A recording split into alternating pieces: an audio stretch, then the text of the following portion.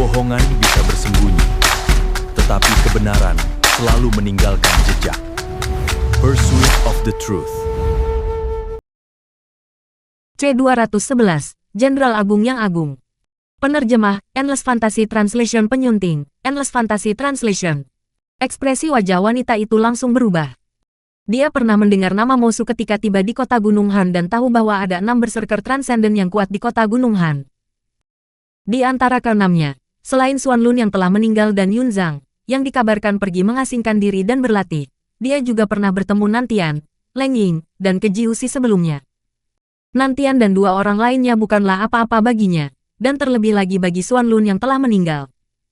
Ketika pertama kali mendengar tentang 6 berserker transenden, dia hanya tertarik pada orang yang bernama Mosu. Orang ini sangat misterius dan mengenakan topeng hitam.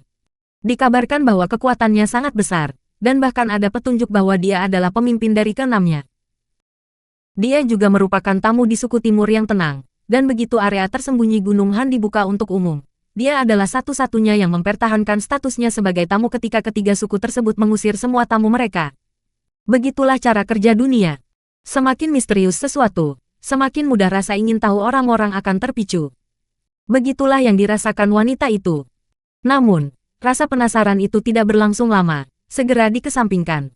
Baginya, tidak masalah apakah Mosu misterius atau tidak.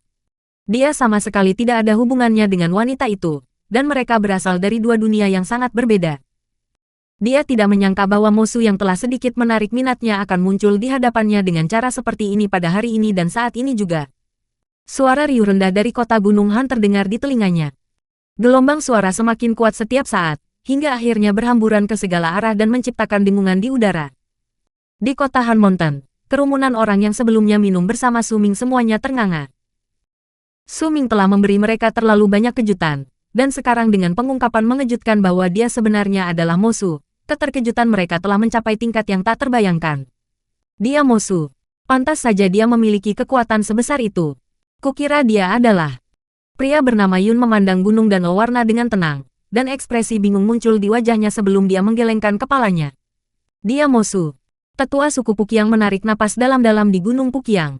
Ia tidak asing dengan nama Mosu. Meskipun ia belum pernah bertemu dengannya sebelumnya, orang-orang mereka memang pernah menyelidiki orang ini di masa lalu. Namun, penyelidikan mereka tidak membuahkan banyak jawaban. Mereka hanya mengetahui bahwa orang ini tiba-tiba menjadi tamu suku Timur Tenang dan juga tiba-tiba menghilang tanpa jejak di tempat tersembunyi kota Gunung Han. Ketenarannya sebagian besar disebabkan oleh tindakan sengaja suku Danau Warna dan suku Timur Tenang untuk membuatnya terkenal. Namun, dia juga telah bertanya kepada Xuan Lun tentang dirinya, dan dia telah mendapatkan jawaban atas pertanyaannya. Seharusnya Mosu adalah seorang berserker transenden yang sangat kuat. Namun, karena luka-luka yang dideritanya, kekuatannya telah menurun ke alam pemadatan darah. Meskipun demikian, Xuan Lun sendiri tidak terlalu yakin dapat meraih kemenangan mutlak atas dirinya. Dibandingkan dengan hiruk-pikuk di sekitarnya, Gunung Timur yang tenang tetap sunyi. Namun, kesunyian itu tidak berlangsung lama sebelum sebuah suara tua terdengar dari gunung tersebut. Ada sedikit rasa hormat dalam suara itu yang bergema di udara. Suku Timur Tenang mengucapkan selamat kepada Kindred Mo atas perolehan hak untuk memasuki klan Langit Beku. Saat suasana di sekitarnya dipenuhi kegembiraan, Gunung Danau Warna menjadi sunyi. Han Feizi memandang Su Ming, dan juga topeng di wajahnya, dengan perasaan campur aduk. Ini adalah pertama kalinya dia melihat wajah asli Su Ming. Setelah Xuan Lun meninggal, dialah satu-satunya orang yang tahu bahwa Su Ming menyimpan harta karun yang sangat berharga. Haruskah aku memanggilmu Su Ming, atau Mosu? Tanya Han Feizi pelan. Yan Luan merasa semakin bimbang. Dia menatap Su Ming dengan ekspresi tercengang dan mengingat semua hal yang terjadi di tempat terpencil leluhur Gunung Han.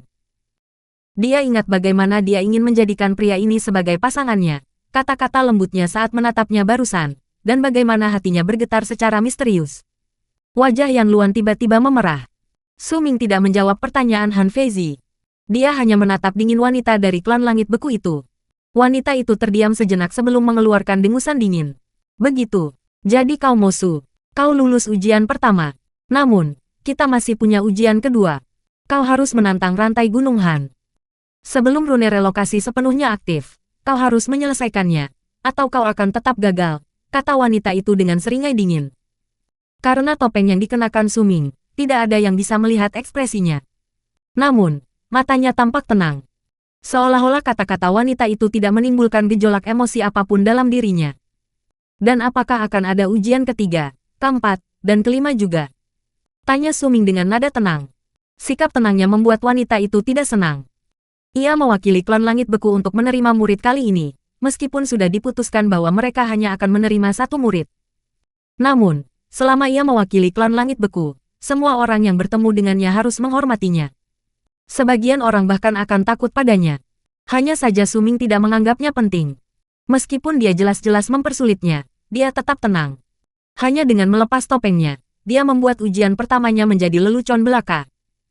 Ketika mendengar pertanyaannya, senyum wanita itu menjadi lebih dingin, dan dia memutuskan untuk tidak lagi menyembunyikan niatnya. Dia berbicara dengan nada dingin. Klan Langit Beku bukanlah tempat yang bisa dimasuki sembarang orang. Bahkan jika kau telah melewati rantai Gunung Han dan menyelesaikan ujian kedua, masih ada ujian ketiga. Untuk ujian ketiga, kau harus membuktikan bahwa kau telah mencapai transendensi hanya setelah mencapai kesempurnaan selama alam pemadatan darah. Tapi kau sudah mencapai tingkatan transenden, jadi kau tidak bisa membuktikannya. Su Ming terdiam. Ketika melihat Su Ming tetap diam, rasa jijik terselip di balik senyum wanita itu. Jika kau benar-benar memiliki kemampuan untuk memberiku bukti yang kuat dan dapat dipercaya untuk menunjukkan kepadaku jumlah pembuluh darah yang kau miliki ketika kau mencapai transendensi, masih akan ada ujian keempat. Ujian keempat sangat sederhana. Kau harus membunyikan lonceng Gunung Han. Tapi sayang sekali, lonceng itu sudah tidak ada di sini lagi. Lonceng itu telah diambil oleh Jenderal Ilahi Transendensi. Pergilah dan ambil kembali. Jika kau bisa menyelesaikan keempat ujian ini sebelum rune relokasi diaktifkan sepenuhnya, maka tidak akan ada masalah bagi kami untuk menerimamu ke klan Langit Beku. Jika kau tidak bisa, pergilah sekarang. Berhentilah mengganggu kami. Kau tidak akan mampu menahan murka klan Langit Beku. Tepat pada saat wanita itu selesai berbicara, gunung danau warna tiba-tiba bergetar. Sinar cahaya yang menusuk keluar dari dalam gunung dan menyatu menjadi satu sinar cahaya yang menyilaukan di puncaknya, tampak seolah-olah akan berubah menjadi rune raksasa. Sepertinya kau tidak punya kesempatan lagi. Rune relokasi telah aktif. Dalam 10 tarikan napas, rune ini akan aktif sepenuhnya. Wanita itu tersenyum dan tidak lagi menatap Su Ming, melainkan mengalihkan pandangannya ke arah rune relokasi yang terbentuk dengan cepat. Lalu, apakah cukup jika aku juga menggunakan identitas ini? Tanya Su Ming dengan tenang. Saat ia mengucapkan kata-katanya, wanita itu langsung terkejut. Begitu ia menoleh ke belakang untuk melihat Su Ming, ia bergidik, dan rasa tidak percaya terpancar di wajahnya. Secara naluriah ia mundur beberapa langkah, dan semua darah di wajahnya langsung menghilang. Kamu. Bahkan pria yang selama ini diam di samping tetapi dalam hatinya tertawa dingin, merasakan ekspresinya berubah drastis. Ia menarik napas tajam dan tampak seperti tersambar petir. Pikirannya menjadi kosong. Mereka bukan satu-satunya yang berada dalam keadaan itu. Pada saat itu, semua orang di Gunung Danau Warna benar-benar tertegun saat itu juga, dan semua emosi mereka digantikan oleh keterkejutan. Petir bergemuruh, dan percikan petir berputar-putar di sekitar tubuh Su Ming. Percikan petir itu bersinar dengan cahaya biru, dan meskipun memancarkan aura yang aneh, itu juga melambangkan satu hal. Su Ming mengangkat tangan kanannya dan terdengar dentingan lonceng dari tengah telapak tangan kanannya. Ada sebuah lonceng yang tampak tua dan kuno bertengger di telapak tangannya. Lonceng itu melayang ke atas dan membesar dengan cepat di udara. Kemunculannya juga melambangkan satu hal. Tuhan Jenderal Ilahi. Suara gaduh yang dipenuhi teriakan kaget dengan intensitas yang belum pernah terdengar sebelumnya menggema dari dalam kota Han Mountain. C212, semoga perjalanan Anda aman. Penerjemah, Endless Fantasy Translation Penyunting, Endless Fantasy Translation. Wadah transenden asalnya adalah petir. Itulah tepatnya yang disempurnakan oleh Jenderal Ilahi pada hari itu. Itu lonceng Gunung Han. Jenderal Agung yang membawa lonceng itu pergi pada hari itu. Dia memang Jenderal Agung. Ini sungguh luar biasa. Jenderal Agung dan Mosu adalah orang yang sama. Seluruh penduduk kota Gunung Han telah jatuh ke dalam keadaan yang menyerupai kegilaan. Semua hal yang terjadi hari ini telah membuat mereka terkejut, tetapi tidak ada kejutan yang mereka rasakan yang sebanding dengan kejutan yang mereka rasakan saat ini. Jenderal Agung yang tertanam dalam benak semua orang luar di kota Gunung Han, yang kehadirannya bagaikan matahari yang terik di siang hari, kini muncul di hadapan mereka. Dia adalah Jenderal Agung. Dia adalah Mosu. Dia adalah Su Ming. Napas Nantian menjadi semakin cepat. Ia menatap Suming yang berdiri di gunung danau warna dengan ekspresi tercengang, jantungnya berdebar kencang. Meskipun ada spekulasi tentang hal ini jauh di dalam hatinya, ketika spekulasi itu menjadi kenyataan, ia masih kesulitan untuk meredam keterkejutan di hatinya. Seperti yang diharapkan, dia adalah Jenderal Dewa Agung, Mosu, jelas bahwa tingkat kultivasinya tidak turun dari transendensi ke alam pemadatan darah karena luka parah. Saat pertama kali bertemu dengannya, dia bahkan belum mencapai transendensi. Dia benar-benar berhasil mengintimidasi saya padahal kekuatannya hanya di alam pemadatan darah. Dia, seperti yang diharapkan dari seorang Jenderal Dewa. Leng Ying, yang berdiri di samping Nantian, menarik napas dalam-dalam. Ia tidak asing dengan nama Mosu, tetapi dalam hatinya, ia tidak pernah menyangka bahwa Mosu berada pada level yang begitu tinggi sehingga mustahil baginya untuk mengukurnya. Ia bahkan pernah mengira bahwa Mosu ini, yang selama ini menyembunyikan keberadaannya, sama sekali tidak ada. Ia bahkan mungkin telah meninggal di suatu tempat sejak lama. Ketenarannya hanyalah hasil dari kerja keras orang lain. Namun, begitu ia menyadari bahwa Suming adalah Mosu, ia terkejut. Tetapi sebelum keterkejutannya hilang, ia juga menyadari bahwa Mosu adalah jenderal ilahi yang muncul di hadapan mereka beberapa hari yang lalu. Rasanya seperti guntur bergemuruh di kepalanya, dan pikirannya menjadi kosong. Ia kehilangan kemampuan untuk berpikir dan benar-benar tercengang oleh perubahan peristiwa tersebut. Ledakan dengan intensitas yang jarang terlihat meletus dari dalam kota Han Mountain. Gelombang suara mengguncang langit dan bumi. Mereka menyebar ke segala arah dan tidak menghilang. Suara-suara itu seolah-olah menyerukan satu judul yang sama.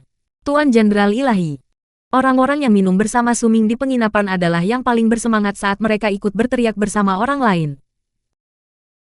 Tak pernah terbayangkan dalam mimpi mereka bahwa saudara mereka Su yang selama ini minum bersama mereka, yang selalu tersenyum, dan saudara Su yang jarang berbicara itu adalah Mosu, dan juga Jenderal Ilahi yang telah membersihkan rantai Gunung Han, memurnikan petir surgawi, dan mengambil lonceng Gunung Han dalam sebuah pertunjukan kekuatan dahsyat hanya beberapa hari yang lalu. Di tengah keramaian, pria bernama Yun berdiri dengan rasa hormat dan fanatisme di wajahnya. Dia telah berspekulasi tentang hal ini sebelumnya tetapi belum yakin. Sekarang, saat dia melihat Suming berdiri di puncak gunung danau warna, dia tidak bisa tidak mengingat kembali adegan orang-orang yang minum bersama dalam kekecewaan pada malam itu. Adapun temannya, meskipun hatinya dipenuhi kegembiraan, ia juga merasa beruntung. Lagi pula, pada malam 2 hari yang lalu, ia merasa tidak senang karena Suming datang tanpa diundang ke meja mereka. Di antara kerumunan itu juga ada seorang pria dan seorang anak laki-laki. Pria tua itu terstunet saat memandang gunung danau warna. Sedangkan anak laki-laki itu berdiri di sana dengan linglung, menggumamkan kata-kata yang tidak dapat didengar orang lain.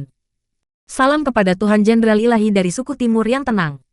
Saat kota Han Mountain tengah hiruk-pikuk kegembiraan mereka, 2 suara terdengar dari Gunung Timur yang tenang. Suara itu milik tetua suku Timur yang tenang dan Fang Shen. Bahkan para berserker yang kuat di suku mereka melayang ke langit dan mengepalkan tinju mereka sebelum membungkuk bersama kepada Suming di atas Gunung Timur yang tenang. Tak lama kemudian, kata-kata yang sama bergema dari suku Pukiang. Semua pemimpin dari suku Pukiang membungkuk ke arah Suming bersama-sama dengan rasa hormat dan takut di wajah mereka. Salam kepada Jenderal Agung dari suku Pukiang. Kami tidak mengetahui identitas Anda sebelumnya dan telah menyinggung perasaan Anda. Kami berharap Anda dapat memaafkan kami. Tetua suku Pukiang tertawa getir. Ia telah mengucapkan kata-kata yang sama 2 kali kepada orang yang sama. Pada saat yang sama, suara-suara penghormatan menggema seperti gelombang dari kota Han Mountain dan menyebar ke seluruh wilayah. Salam, Tuan Jenderal Ilahi. Selamat datang kembali di Gunung Han, Yang Mulia Jenderal Ilahi. Suara-suara itu bergema di udara dan mengguncang seluruh area, sampai ke suku danau warna dan masuk ke telinga pria dan wanita itu, menyebabkan wajah mereka pucat dan suara dentuman keras bergema di benak mereka. Salam, Yang Mulia Jenderal Ilahi. Pipi Yan Luan semakin memerah saat ia membungkuk ke arah Suming. Suming dengan tenang melepas topeng dari wajahnya dan pandangannya tertuju pada wanita dari klan Langit Beku. Mengenai rangkaian uji coba kedua klan Langit Beku, aku sudah menyelesaikan rantai Gunung Han, kata Suming perlahan. Saat kata-katanya keluar dari bibirnya, wajah wanita itu menjadi lebih pucat.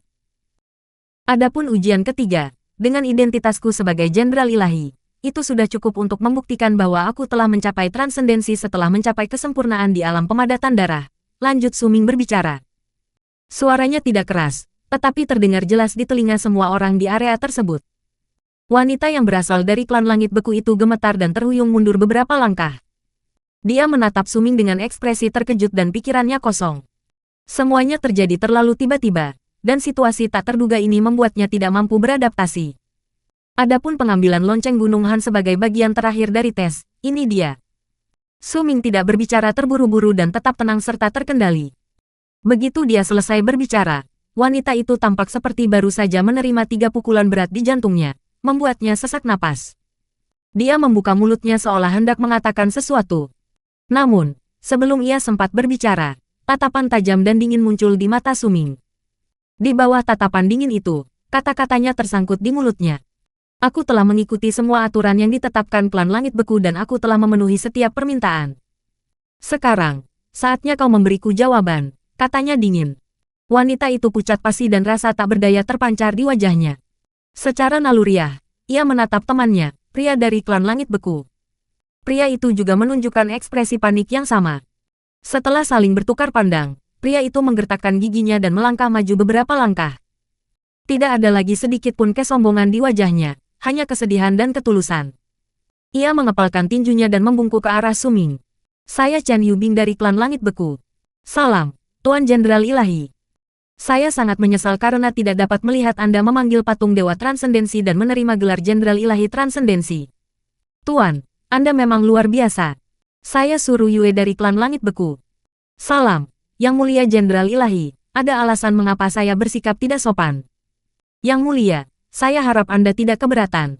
Wanita itu menundukkan kepala dan membungkuk ke arah Suming. Tidak ada lagi rasa jijik di wajahnya. Yang tersisa hanyalah kecemasan dan pucat pasi. Kami hanyalah murid sekte luar dari guru sebelah kiri di klan Langit Beku dan kami jarang keluar.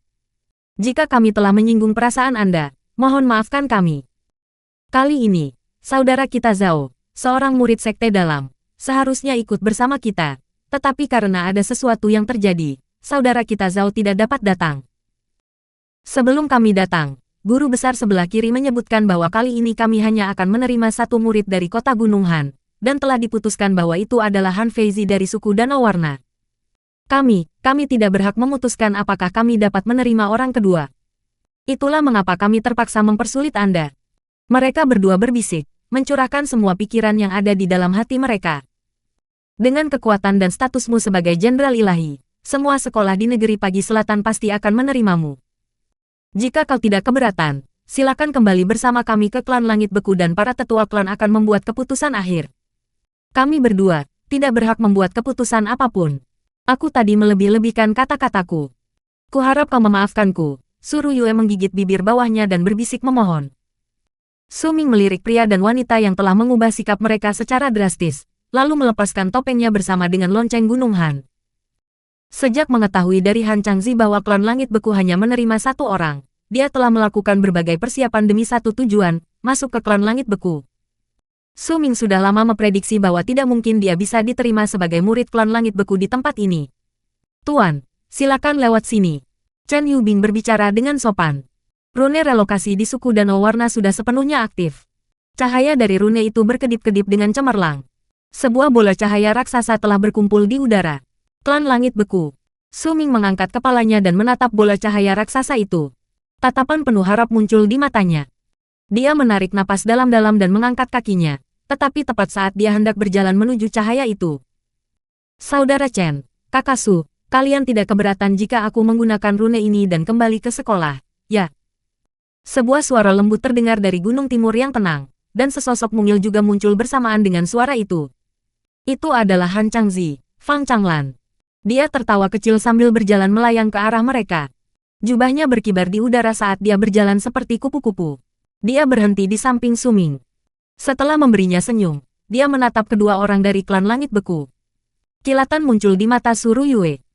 Dia menyapu pandangannya ke arah Fang Changlan dan Suming sebelum berbicara pelan. Adik Fang, kau terlalu sopan. Kami baru saja akan bertanya apakah kau ingin kembali bersama kami. Fang Changlan tersenyum dan mengangguk, lalu mendekat ke Suming, membuat seolah-olah mereka berdiri bersama dan tampak serasi satu sama lain. Ketika orang-orang melihat ini, mereka semua memiliki berbagai macam pikiran di kepala mereka. Han Feizi tampak seperti biasanya. Ia bahkan tidak menatap Fang Changlan, melainkan menatap Suming. Kemudian ia berjalan dengan tenang hingga berada tepat di depan Suming. Senyum menawan muncul di wajah cantiknya. Han Feizi mencondongkan tubuh ke arah Suming dengan cara yang menggoda. Saat Suming mengerutkan kening, dia berbisik terengah-engah ke telinganya, dengan nada yang hanya bisa didengar olehnya. Jangan lupa. Kau masih berhutang janji padaku yang kau buat di bawah Gunung Han. Chen Yubing berpura-pura batuk di samping dan mengepalkan tinjunya ke arah Suming dan dua orang lainnya. Kakak Su, adik Han Feizi, adik Fang, Rune sedang bekerja sekarang. Ayo pergi. Dia bisa merasakan ada sesuatu yang terjadi antara Suming dan kedua wanita itu, tetapi dia berpura-pura tidak melihat apapun. Dia hanya ingin menyelesaikan tugasnya dengan cepat. Perjalanan ke Gunung Han kali ini membuatnya merasa tidak nyaman. Kelima orang itu perlahan bergerak menuju rune relokasi di bawah tatapan orang-orang dari 3 suku dan kerumunan di Gunung Han. Begitu mereka melangkah ke dalam rune, teriakan Pun Mi Bao Fa dari kota Gunung Han. Tuan Jenderal Ilahi, semoga perjalanan Anda aman. Tuan Jenderal Ilahi, jika Anda punya waktu luang, ingatlah untuk kembali mengunjungi kami. Tuan Jenderal Ilahi, jaga diri baik-baik. Senior Mo, jaga diri baik-baik. Sebuah suara lemah bercampur dalam teriakan-teriakan ini, datang dari gunung timur yang tenang. Tepat ketika Suming hendak memasuki rune relokasi, langkah kakinya terhenti dan dia menoleh ke belakang untuk melihat Gunung Han dan Gunung Timur yang tenang. Saat melakukannya, dia diliputi emosi. Dia melihat seorang remaja pucat menatapnya dari Gunung Timur yang tenang, ditopang oleh seseorang. Aku akan kembali. Suming mengepalkan tinjunya dan membungkuk dalam-dalam ke arah kota Han Mountain. Setelah menegakkan tubuhnya, dia berbalik dan ekspresi tekad muncul di wajahnya saat dia melangkah masuk ke dalam rune. Begitu dia melakukannya, sebuah suara tua tiba-tiba terdengar di telinganya. Nak, apakah kau ingin menjadi muridku? C213, veteran yang bijaksana. Penerjemah, Endless Fantasy Translation penyunting, Endless Fantasy Translation. Seolah-olah waktu itu sendiri membeku. Suara gemuruh yang berasal dari rune relokasi juga menghilang seketika, seolah-olah hanya berupa suara statis. Suming menoleh ke belakang dengan cepat dan apa yang dilihatnya membuat pupil matanya menyempit. Dia dengan hati-hati menarik napas dalam-dalam. Ia melihat bahwa segala sesuatu di sekitarnya menjadi benar-benar sunyi. Cahaya dari rune tidak bergerak, begitu pula tanah. Namun anehnya, meskipun Gunung Han masih terlihat, tidak ada seorang pun di gunung itu. 3 tempat itu masih ada di sekitarnya, tetapi tidak ada seorang pun di dalamnya. Bahkan Fang Changlan, Han Feizi, dan yang lainnya yang tadi berada di sekitar area tersebut pun telah menghilang. Seolah-olah dialah satu-satunya orang yang tersisa di dunia. Seolah-olah saat suara tua itu muncul di telinganya, dunia telah berubah. Dunia yang dilihatnya di depan matanya kini telah menjadi kosong, dunia tanpa kehidupan. Perubahan drastis ini membuat Suming merasa terguncang. Dia tidak bisa membayangkan kekuatan seperti apa yang dibutuhkan untuk melakukan hal ini. Itu tidak mungkin baginya. Inilah ruang hampa yang kubuat. Suara yang sama yang baru saja didengarnya terdengar lagi dari kejauhan. Seorang lelaki tua berjubah putih juga muncul duduk di Gunung Timur yang tenang bersamaan dengan suara itu. Pria tua itu memegang sebuah kendi anggur di tangannya dan meneguknya dalam-dalam sebelum menatap Suming. Ayo, kita bicara. Jantung Suming berdebar kencang. Setelah menatap lelaki tua itu beberapa saat, ia mengalihkan pandangannya ke sekelilingnya. Tidak ada tanda-tanda kehidupan di Gunung Danau Warna. Selain dirinya dan lelaki tua itu, tak seorang pun terlihat di area tersebut. Setelah ragu sejenak, Suming mencoba mengangkat kakinya untuk keluar dari rune. Begitu berhasil, dia segera menoleh kembali untuk melihat rune relokasi.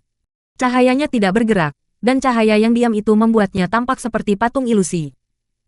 Setelah meredakan keterkejutannya, Suming perlahan terbang ke udara dan berjalan menuju Gunung Timur yang tenang hingga akhirnya berdiri sekitar 30 meter dari lelaki tua itu. Kemarilah, duduklah di sisiku. Pria tua itu meletakkan kendi anggur dan menatap Suming dari atas ke bawah.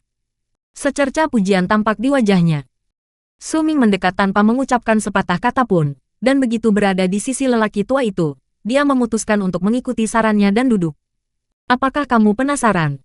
Pria tua itu menatap Suming dengan saksama, lalu mengangkat tangan kanannya untuk menunjuk ke ruang di depan Suming.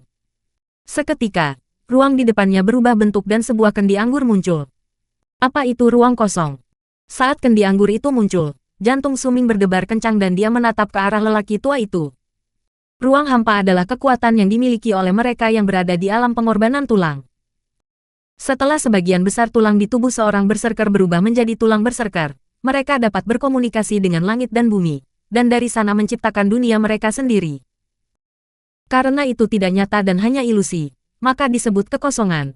Dan karena terbentuk di dalam tubuh dan terputus dari dunia oleh daging dan darah kita, ia tidak dapat menyebar keluar, itulah sebabnya disebut ruang. Pria tua itu mengambil kendi anggur dan setelah menyesapnya lagi, dia menatap Su Ming. Ruang hampaku belum lengkap. Aku hanya bisa menciptakan dunia yang kulihat. Tidak ada makhluk hidup di dalamnya. Membawamu ke sini saja sudah merupakan tugas yang sangat berat. Su Ming terdiam. Ini adalah pertama kalinya dia mendengar tentang ruang hampa. Pemadatan darah, transendensi, pengorbanan tulang, jiwa berserker. Ini adalah 4 alam agung di antara kita para berserker. Pertama, kalian harus memahami konotasi di balik keempat alam agung ini. Kalian harus memahami mengapa mereka dibagi seperti ini, dan hanya dengan begitu kalian akan dapat mencapai alam-alam ini, kata lelaki tua itu sambil tersenyum. Tidak masalah apakah kau akan berhasil menjadi muridku. Pertemuan kita sendiri adalah takdir. Aku bisa membimbingmu. Sekarang, mengapa ada kata, darah, di alam pemadatan darah? Pria tua itu menatap Su Ming. Karena para berserker mewarisi kekuatan melalui darah. Darah kita mengandung kekuatan suku berserker. Namun, darah itu sangat encer, itulah sebabnya kita perlu terus-menerus menggabungkannya. Barulah kekuatan itu akan muncul, jawab Su Ming pelan setelah sedikit ragu. Benar, dari perspektif yang luas, ini benar. Namun, Anda masih belum memahami konotasinya. Pria tua itu mengangkat tangan kanannya dan melambaikannya ke langit. Dengan satu lambaian tangan itu, sebuah urat darah yang bersinar dengan cahaya merah menyala langsung muncul di langit. Perhatikan lebih dekat, aku hanya akan menunjukkannya sekali saja kepadamu. Setelah selesai mengamatinya, beritahu aku jawabanmu. Ini adalah ujian pertamaku untukmu. Jika kau berhasil, maka aku akan menganggapmu sebagai murid kehormatanku. Jika kau gagal, maka kembalilah ke tempat asalmu. Pria tua itu menatap Su Ming dengan penuh makna dan melambaikan lengan kanannya ke langit sekali lagi. Saat dia melambaikan tangannya, pembuluh darah di langit bergetar, dan beberapa cabang muncul di pembuluh darah itu, dan cabang-cabang itu bercabang lagi, hingga akhirnya tampak ada pembuluh darah yang tak terhitung jumlahnya tepat di depan mata Su Ming. Namun, jika dia melihat lebih dekat, dia akan menemukan bahwa sebenarnya hanya ada satu pembuluh darah. Banyak cabang yang muncul pada satu pembuluh darah itu bercabang satu sama lain dan berkumpul di udara membentuk siluet seseorang. Cabang-cabang itu bersinar dengan cahaya merah terang yang menerangi seluruh area. Saat melihat ini, Su Ming menarik napas tajam, merasa seolah guntur bergemuruh di dalam pikirannya. Pembuluh darah yang dia kira telah menghilang setelah berubah menjadi tanda berserkernya muncul kembali dan menutupi seluruh tubuhnya. Pemandangan aneh ini membuat Su Ming bergidik. Jadi pembuluh darah tidak menghilang setelah kita melampaui batas. Saat Su Ming bergumam pelan, sosok yang terbentuk dari urat-urat darah di langit itu mengalami perubahan sekali lagi. Pembuluh darah itu saling terjalin dan secara bertahap muncul gambar-gambar gunung dan sungai, matahari dan bulan, bintang-bintang, tumbuhan, dan binatang buas di sekitarnya. Setiap kali salah satu dari gambar-gambar itu muncul, orang yang terbentuk dari pembuluh darah itu akan mengalami perubahan yang berbeda. Pembuluh darah itu akan bergerak-gerak seolah-olah mencoba menyesuaikan diri dengan gambar-gambar ilusi di sekitarnya. Gambar terakhir yang muncul adalah gambar sebuah gunung, gunung dengan 5 jari, tanda gunung Su Ming. Saat gunung 5 jari itu muncul, tumbuh-tumbuhan pun tumbuh di permukaan gunung. Ada pepohonan, tanah, dan seluruh gunung 5 jari itu tampak hidup. Saat terus tertutupi, secara bertahap gunung itu tampak seperti telah berubah menjadi gunung sungguhan, dan bukan lagi ilusi. Setelah sepenuhnya berubah menjadi wujud fisik, Su Ming sekali lagi melihat gunung itu menyatu dengan orang yang terbuat dari pembuluh darah, dan perlahan, dia melihat bahwa gunung itu menjadi satu dengan orang tersebut, dan orang itu menjadi satu dengan gunung. Gunung itu menutupi setiap bagian dari sosok yang terbuat dari pembuluh darah, dan seolah-olah itu adalah ukiran pada totem. Gunung itu tampak telah menjadi kulit bagi sosok yang terbuat dari pembuluh darah. Saat Su Ming melihat ini, pembuluh darah yang muncul kembali di tubuhnya mulai berdenyut kencang. Dia mulai gemetar hebat, seolah-olah tidak bisa mengendalikan dirinya. Wajahnya langsung pucat dan darah mengalir dari sudut bibirnya. Rasa lelah memenuhi hatinya. Perasaan ini muncul dari pemandangan yang dilihatnya, yang membangkitkan ki di dalam tubuhnya. Pria tua yang duduk di samping Su Ming menatapnya dan bertanya perlahan, apakah kamu ingin melanjutkan? Ya, Su Ming menggertakkan giginya. Jika ada yang mengatakan bahwa orang yang menyatu dengan gunung di udara dan memiliki gunung sebagai kulitnya adalah manusia, maka dia adalah manusia, tetapi jika mereka mengatakan dia adalah gunung, maka dia juga adalah gunung. Kehadiran yang luas dan perkasa menyebar dari seluruh tubuhnya dan berubah menjadi tekanan raksasa yang menutupi seluruh daratan. Tak lama kemudian, sepotong tulang berwarna emas muncul di dalam tubuh. Lebih banyak potongan tulang secara bertahap muncul, dan setelah beberapa saat, tulang belakang yang lengkap terbentuk. Namun, ceritanya tidak berhenti di situ. Setelah tulang belakang muncul, kerangka tulang yang lengkap terbentuk di dalam tubuh seiring berjalannya waktu. Ia memiliki wujud manusia, kerangka, daging, dan darah. Ini adalah manusia seutuhnya. Namun, dia tidak memiliki jiwa, tidak memiliki roh. Orang ini menutup matanya dan sepertinya tidak bisa membukanya. Su Ming bisa merasakan kekosongan di dalam tubuhnya, seolah-olah dia sedang tidur nyenyak dan tidak bisa bangun. Jika dia membuka matanya, maka dia akan mendapatkan jiwa berserker, kata lelaki tua itu dengan tenang. Dia menurunkan tangan kanannya, dan seketika itu juga, sosok di langit itu berputar dan lenyap menjadi ketiadaan. Saya akan menunggu jawaban Anda di sini. Pria tua itu memejamkan matanya. Su Ming menatap tempat sosok itu menghilang di langit dengan tatapan kosong. Gambaran yang dilihatnya kembali muncul di benaknya. Setelah beberapa saat, dia memejamkan matanya. Waktu berlalu dengan sangat lambat. Matahari, bulan, dan bintang-bintang tidak bergerak di ruang hampa. Seolah-olah waktu itu sendiri telah membeku. Mata lelaki tua itu tetap terpejam dan ia tidak membukanya. Ia cukup sabar menunggu jawaban Su Ming. Namun tak lama kemudian, lelaki tua itu membuka matanya dan menatap ke arah Su Ming.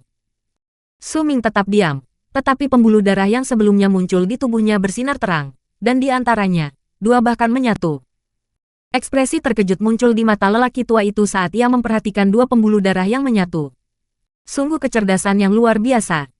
Begitu kedua pembuluh darah menyatu, kecepatan penyatuan pembuluh darah lainnya tiba-tiba meningkat dan semuanya ikut menyatu. Setelah beberapa jam dan di bawah tatapan pujian lelaki tua itu, semua pembuluh darah di dalam tubuh Su Ming menjadi satu. Satu pembuluh darah itu bersinar dengan warna merah terang dan perlahan muncul di wajah Su Ming. Setelah berubah menjadi tanda gunung dengan 5 jari, tanda itu merambat ke lehernya. Begitu lelaki tua itu melihat ini, dia terkejut. Tanda berserkernya adalah gunung dan dia sekarang benar-benar telah menyelesaikan pemadatan darah, jadi mengapa tanda itu masih menyebar ke bawah? Pembuluh darah itu tersembunyi di bawah jubah Su Ming. Mereka menyebar menuju garis-garis darah yang telah digambar Su Ming di tubuhnya, dan begitu akhirnya berubah menjadi tanda berserker yang lengkap, lelaki tua itu membelalakkan matanya karena terkejut. Dia menarik napas tajam dan tidak lagi peduli untuk mempertahankan sikap yang sesuai dengan statusnya. Dia mengangkat tangan kanannya dan melambaikannya ke arah Su Ming, dan seketika itu juga, jubah Su Ming yang menutupi tubuh bagian atasnya menghilang, memperlihatkan kepada lelaki tua itu tanda berserker lengkap yang telah digambarnya di tubuhnya. Suku Gunung Gelap. Saat lelaki tua itu melihat tanda berserker, dia menarik napas tajam dan terkejut. Dia telah melihat tanda berserker yang tak terhitung jumlahnya dalam hidupnya, dan di antaranya, beberapa cukup rumit. Namun, dia belum pernah melihat tanda berserker yang serumit yang ada di tubuh Su Ming. Apakah ini masih tanda berserker? Anak ini bahkan lebih gila dariku, gumam lelaki tua itu pelan, terkejut. Aku tadinya mengira dia mengaktifkan suara penciptaan jiwa dengan seluruh tanda berserkernya, tapi dilihat dari tampilannya, tanda gunung yang memicu suara penciptaan jiwa hanyalah sebagian dari tanda berserker. Tanda berserker semacam ini mungkin tidak akan pernah berkembang dan berubah menjadi tanda campuran, atau ia akan tumbuh, dan kekuatannya akan mengejutkan seluruh suku berserker. Apa sebenarnya yang terjadi hari itu setelah aku pergi? Pria tua itu sedikit tak percaya dan mulai menyesali kepergiannya yang begitu tiba-tiba dan penuh kekecewaan hari itu. Penyesalan terpancar di wajahnya, tetapi dia segera menyadarinya dan langsung mengubah ekspresinya, mengganti tatapan menyesal itu dengan ekspresi misterius dan tersenyumnya yang sebelumnya. Dia melambaikan tangan kanannya di depan tubuh Su Ming, menyebabkan jubahnya muncul kembali, sebelum dia berpura-pura batuk dan memasang ekspresi seorang veteran saat menatap Su Ming. Tepat pada saat itu, Su Ming perlahan membuka matanya. Ada kilatan tajam di matanya, dan itu menunjukkan pemahaman.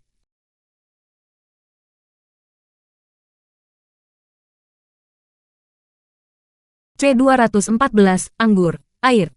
Penerjemah, Endless Fantasy Translation Penyunting, Endless Fantasy Translation. Karena kau sudah bangun, katakan padaku jawabannya. Jawabanmu akan menentukan apakah kau bisa menjadi murid kehormatanku. Pria tua itu batuk sekali lagi dan mengangkat tangannya untuk mengelus janggutnya.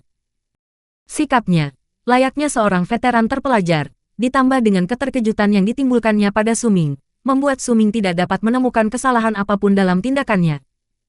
4 alam besar, pengerasan darah, transendensi, pengorbanan tulang, dan jiwa berserker, semuanya berpusat pada kata penciptaan. Suming menarik napas dalam-dalam dan menyatakannya perlahan. Menciptakan dari ketiadaan adalah makna mendasar dari keempat alam agung ini. Penciptaan ini berpusat pada tanda berserker. Semua tanda berserker kita berbeda, itulah sebabnya apa yang kita ciptakan juga berbeda. Tetapi pada akhirnya, semuanya masih berpusat pada kata menciptakan. Sama seperti yang baru saja kulihat. Hanya dengan satu pembuluh darah, terciptalah seseorang yang tampak seperti gunung. Gumamnya. Dia terkejut, baru kemudian dia memahami prinsip jalannya.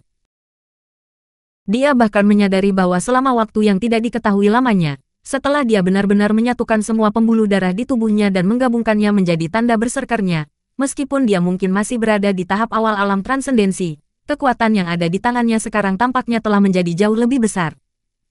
Itu adalah perasaan telah sepenuhnya melepaskan diri dari alam pemadatan darah dan benar-benar memasuki alam transendensi. Bahkan, karena tindakannya barusan, kekuatan tahap awal alam transendensinya telah mencapai puncaknya, seolah-olah dia tidak jauh dari tahap menengah alam transendensi. Semua ini terjadi karena lelaki tua itu telah memberikannya kepadanya. Ketika lelaki tua itu mendengarnya, pujian di matanya semakin kuat. Benar, jika kau bisa memahami ini, maka kau memenuhi syarat untuk masuk sekolah dan kau pantas mendapatkan statusmu sebagai jenderal ilahi transendensi. Kata penciptaan adalah intisari dari kami para berserker. Kami dapat menggunakan seni penciptaan dari 1 penciptaan, 10 penciptaan, 100 penciptaan, hingga mencapai penciptaan tanpa batas. Seni penciptaan terakhir, penciptaan abadi, adalah seni yang hanya dimiliki oleh dewa para berserker. Ada banyak sekali dunia lain di alam semesta ini, dan ada juga berbagai macam praktisi. Ada perbedaan di antara kita semua, tetapi hanya kita, para berserker, yang menempuh jalan penciptaan. Begitu kita mencapai puncak alam pengorbanan tulang, kita dapat menciptakan patung dewa berserker kita sendiri. Kamu lulus ujian pertama. Senyum lelaki tua itu memudar dan ekspresi muram muncul di wajahnya. Suming, aku Tian Xiezi. Aku tinggal di klan Langit Beku dan merupakan salah satu anggota klan Langit Beku. Namun, aku tidak mempraktikkan seni klan Langit Beku. Aku belum pernah menerima murid sebelumnya. Ada beberapa yang membuatku ingin menerima mereka sebagai muridku, tetapi pada akhirnya mereka tidak cocok. Kau sudah menarik perhatianku saat kau mencapai transendensi. Bahkan, saat kau mencari tanda berserkermu dalam keadaan trans, aku juga ada di sana. Tian Xiezi berkata perlahan, sambil menatap Suming. Suming mengangkat kepalanya dan menatap lelaki tua itu. Dia tidak mencurigai kata-katanya. Saat ini, kau punya 2 pilihan. Pertama, semuanya akan berjalan sesuai rencana.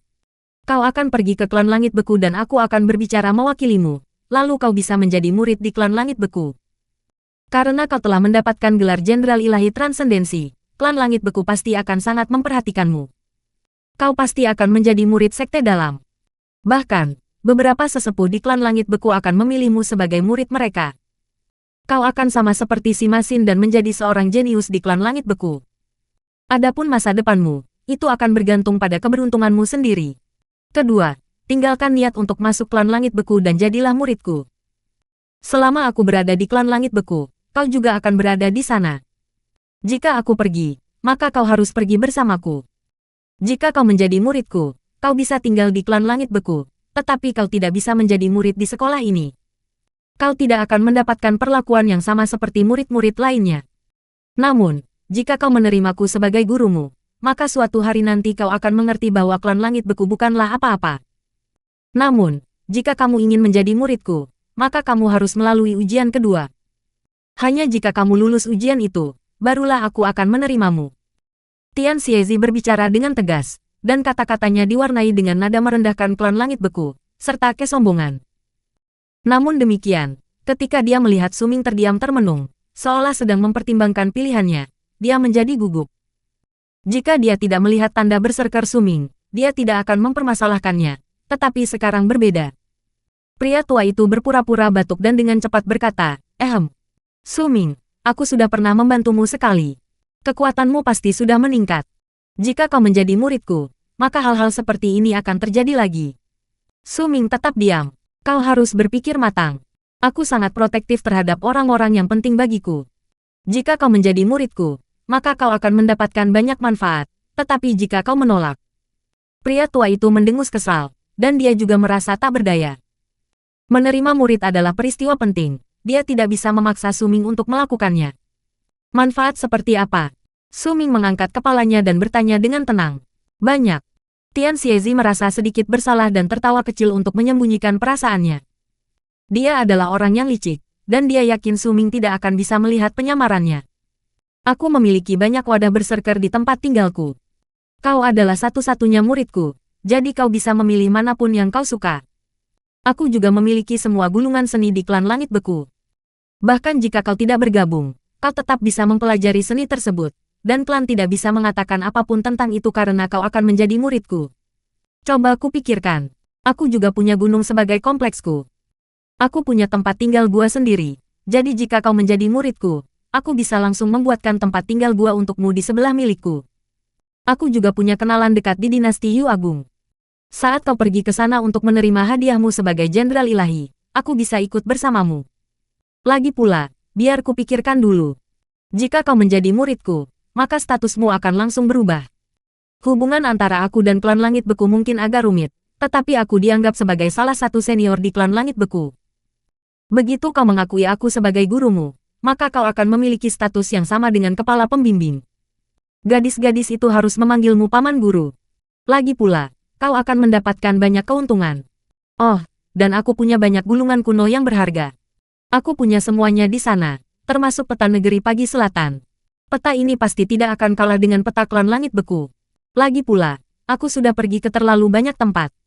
Kilatan muncul di mata Su Ming, tetapi dia tetap diam selama lelaki tua itu berceloteh, lalu mengangguk setelah selesai berbicara. Baiklah, tolong beritahu saya tes kedua.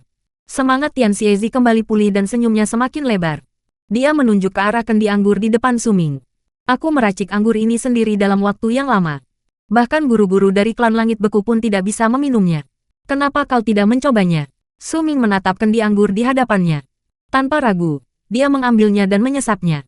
Dia tahu bahwa dengan kekuatan lelaki tua itu, jika dia ingin mencelakai Su Ming, dia tidak perlu bersusah payah seperti itu. Namun, begitu meminumnya, Su Ming terkejut. Air. Dia menatap ke arah lelaki tua itu. Ini anggur. Ada senyum tipis di bibir lelaki tua itu. Dia berdiri dengan ekspresi gembira. Su Ming mengerutkan kening. Pandangannya tertuju pada kendi anggur di tangannya dan ia terdiam dalam perenungan. Kau lulus ujian kedua. Ayo pergi. Ikut aku kembali ke klan Langit Beku. Kita pulang sekarang. Pria tua itu tertawa terbahak-bahak dan bergerak maju. Ia berjalan di depan Su Ming, sehingga ia tidak melihat Su Ming, yang sedang memegang kendi anggur, bergidik ketika mendengar kata-kata, pulang. Ia mengangkat kepalanya dan menatap pria tua itu dengan tatapan dalam. Aku sendiri pun tidak tahu apa isi kendi anggur itu. Mungkin aku yang menyeduhnya, tapi aku memadukan seni kreasiku di dalamnya. Rasanya berbeda untuk setiap orang. Sima Xin pernah meminumnya sekali, dan dia bilang rasanya pahit. 3 orang lainnya juga meminumnya, dan mereka juga merasakan sesuatu yang berbeda. Saat aku meminumnya, aku akan merasa seperti minum anggur. Hanya kamu yang mengatakan itu air. Jawaban ini sesuai dengan perasaanku hari ini. Karena itulah mulai sekarang, kamu akan menjadi satu-satunya muridku. Tian Xiezi sedang berjalan di depan ketika dia berbalik dan tersenyum pada Su Ming. Su Ming terkejut, lalu tersenyum getir. Ia berjalan bersama Tian Xiezi di udara dan perlahan pergi. Saat mereka pergi, langit dan bumi di ruang hampa mulai berputar, akhirnya berubah menjadi ilusi yang menghilang bersama Su Ming dan Tian Xiezi. Cahaya dari rune relokasi mencapai puncaknya di Gunung Danau Warna. Cahaya itu mengeluarkan suara gemuruh yang keras. Bumi bergetar, seolah-olah ada lapisan kekuatan tak terlihat yang berkumpul dari segala arah dan melonjak menuju rune relokasi, meletus dari puncak gunung dan berubah menjadi rune yang bersinar keluar. Cahaya itu menyilaukan dan menyelimuti semua orang di dalam rune. Su Ming gemetar dan tersadar dari lamunannya. Sebuah kendi anggur muncul di tangannya beberapa waktu lalu. Kemunculan kendi anggur ini membingungkannya. Semua yang terjadi di ruang hampa hanya berlangsung sesaat di luar. Ruang kosong. Su Ming menundukkan kepala dan memandang kendi anggur di tangannya sebelum meminumnya. Selain gemuruh dari rune, dia juga mendengar orang-orang meneriakkan perpisahan mereka dari seluruh penjuru Gunung Han.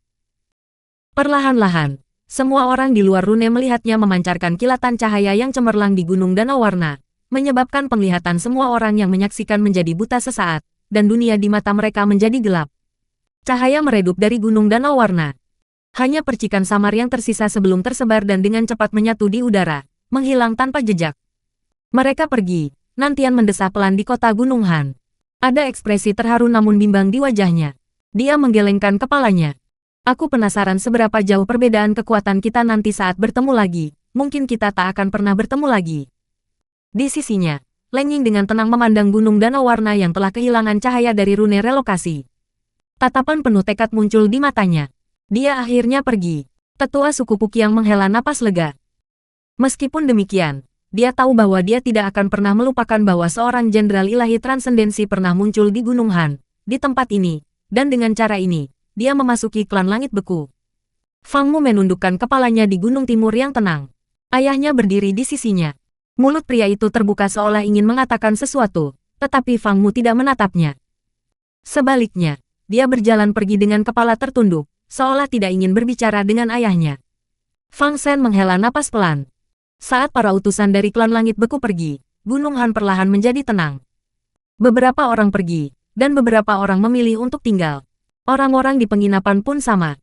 Namun, apapun yang terjadi, ketika klan langit beku datang lagi untuk menerima murid, beberapa dari mereka mungkin akan bertemu lagi.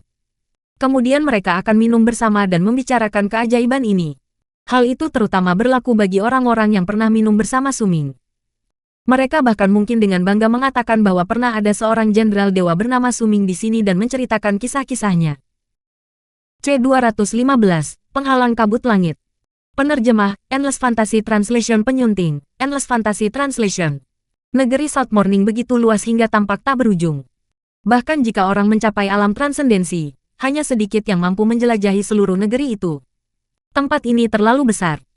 Beberapa orang telah membuat perhitungan kasar tentang berapa lama waktu yang dibutuhkan seorang berserker transenden untuk menyeberangi tanah pagi selatan dan menyatakan bahwa mereka membutuhkan setidaknya 100 tahun untuk melakukannya. Itu belum memperhitungkan bahaya yang akan dihadapi orang tersebut selama perjalanannya. Selain itu, ada juga sejumlah besar binatang buas di tanah tersebut. Binatang-binatang buas ini bahkan mampu melawan mereka yang berada di alam jiwa berserker. Bahkan mereka yang berada di alam pengorbanan tulang pun membutuhkan waktu yang lama untuk menyeberangi tanah pagi selatan, dan mereka juga harus berhati-hati. Negeri pagi selatan terbagi menjadi dua wilayah, dan kota kabut langit bertindak sebagai perbatasannya. Kota ini dibangun oleh klan langit beku dan klan laut barat. Kota ini telah ada selama ribuan tahun. Kota ini dibangun di atas gunung yang akhirnya berubah menjadi penghalang yang mengelilingi pagi selatan. Chen Yubing dari klan langit beku berdiri di atas gunung yang diselimuti cahaya keemasan, menghadap ke arah utara negeri pagi selatan. Dia memandang ke kejauhan dan berbicara dengan lesu. Kota kabut langit terbagi menjadi ibu kota dan 9 kota prefektur lainnya, dan kota perbatasan bertindak sebagai penghalang yang memisahkan bagian dalam South Morning dari bagian luarnya. Karena penghalang inilah binatang buas dan dukun di bagian luar South Morning tidak dapat dengan mudah masuk ke bagian dalam wilayah tersebut dan membantai penduduk di sana. Pria bernama Chen menunjuk ke depan.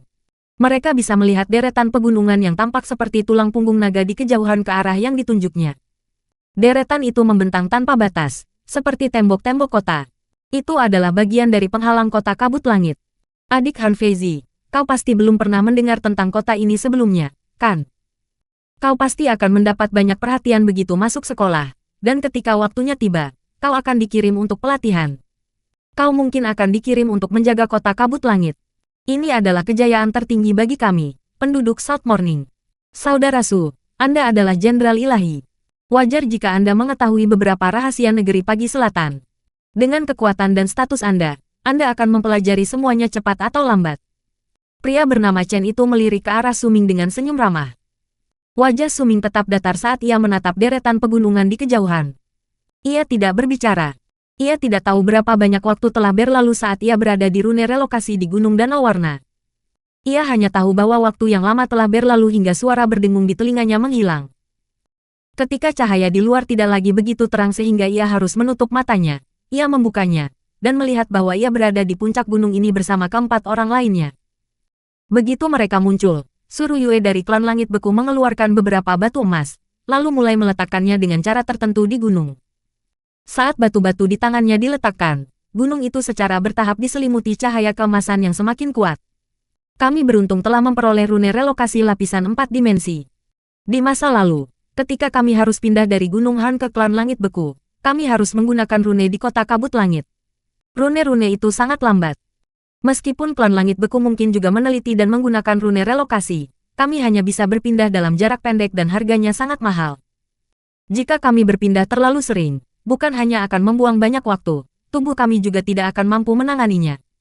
Kami perlu beristirahat selama beberapa puluh tarikan napas sebelum bisa pulih. Benar, dengan rune relokasi lapisan 4 dimensi, kita hanya perlu berpindah tempat sebanyak 8 kali untuk kembali ke klan Langit Beku. Jauh lebih praktis. Pria bernama Chen menghela napas dan memandang Su Ruyue yang sedang menyusun rune. Kemudian dia tersenyum ke arah Su Ming, Han Changzi, dan Han Feizi.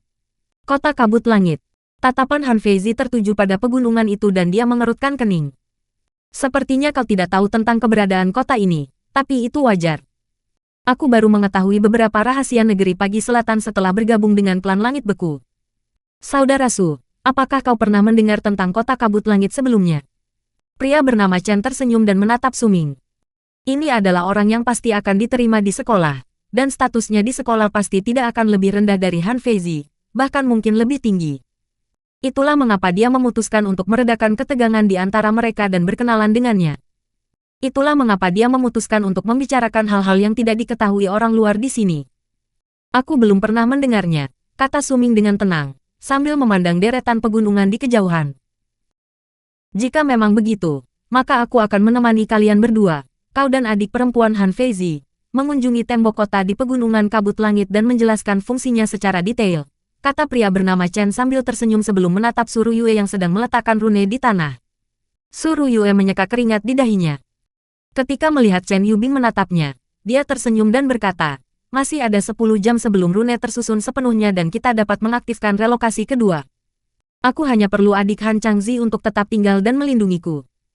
Dia harus menghitung seluruh proses penyusunan rune dan menempatkan batu-batu emas di tempat yang seharusnya. Su Ruyue tidak begitu familiar dengan hal ini dan itulah mengapa dia harus berhati-hati, yang mau tidak mau membuatnya kelelahan secara mental. Baiklah kalau begitu, aku serahkan padamu, Kakak Su. Kita tidak akan pergi terlalu jauh. Jika terjadi sesuatu, aku akan segera kembali. Chen Yubing mengangguk dan menatap Han Changzi. Adik Fang, aku serahkan padamu. Han Changzi memasang ekspresi serius di wajahnya. Tatapannya beralih ke Su Ming sebelum dia mengangguk. Kakak Su, adik Yan, silakan lewat sini. Chen Yubing mengangkat tangannya dan menunjuk ke suatu arah sebelum bergerak maju dan berbelok membentuk lengkungan panjang yang melesat ke kejauhan. Wajah Han Feizi tetap dingin dan acuh tak acuh. Awan putih muncul di bawah kakinya dan mengangkatnya untuk mengejar Chen Yubing. Su Ming melayang ke udara dengan tenang. Mereka membentuk 3 lengkungan panjang dan bergerak menuju tembok kota yang dibangun di pegunungan di kejauhan.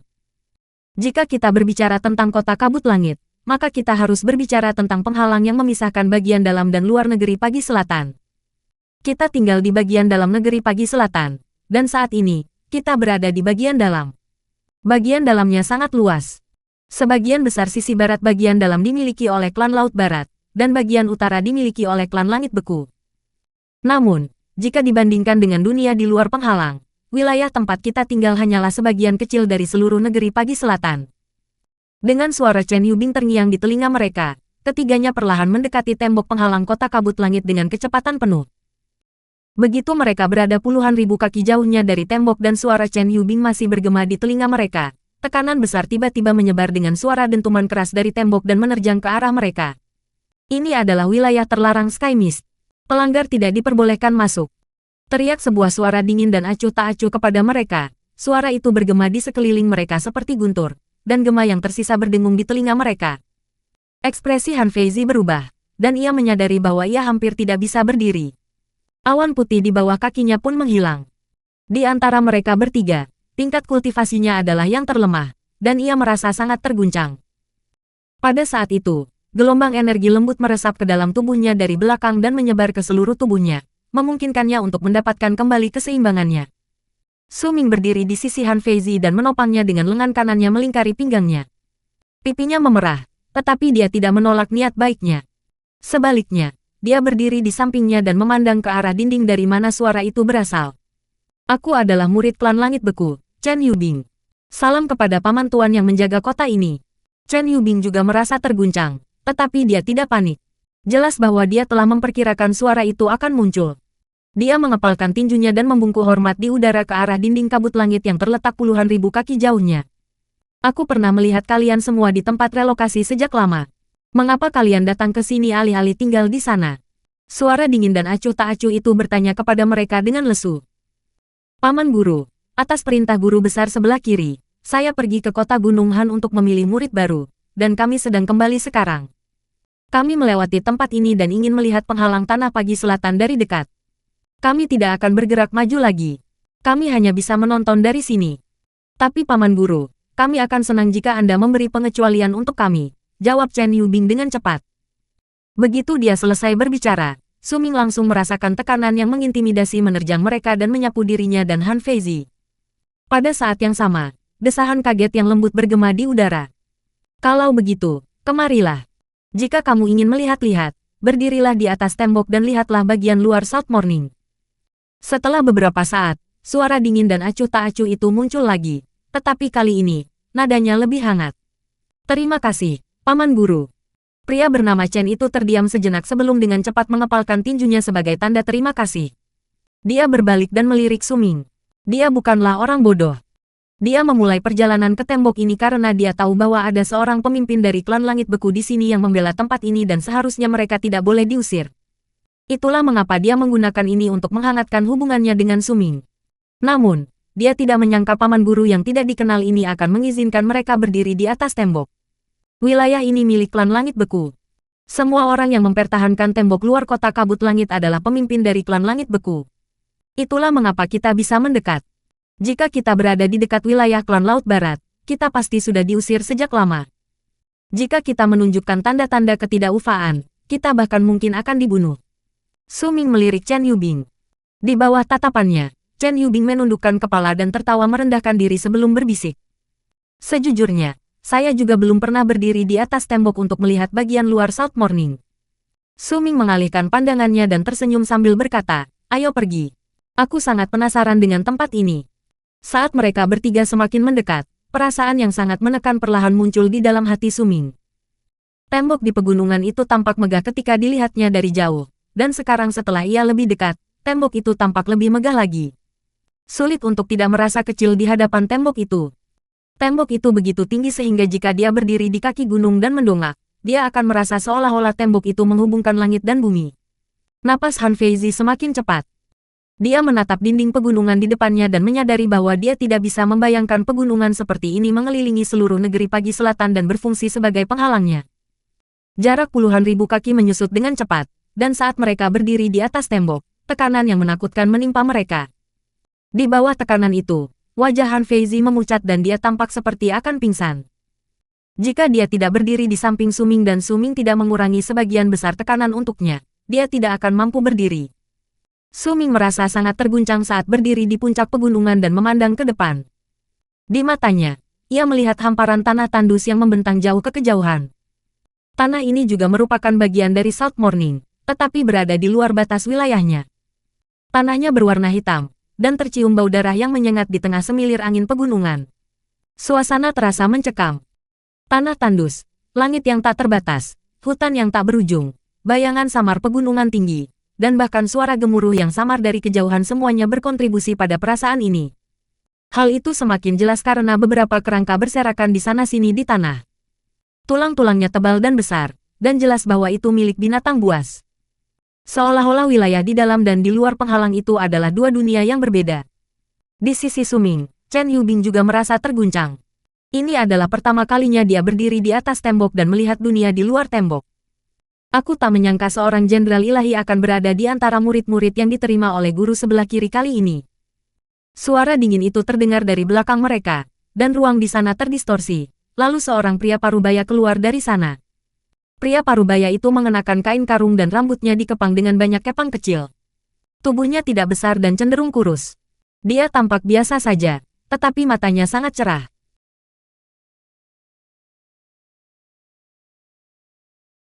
C216, Jenderal Ilahi dari Alam Pengorbanan Tulang.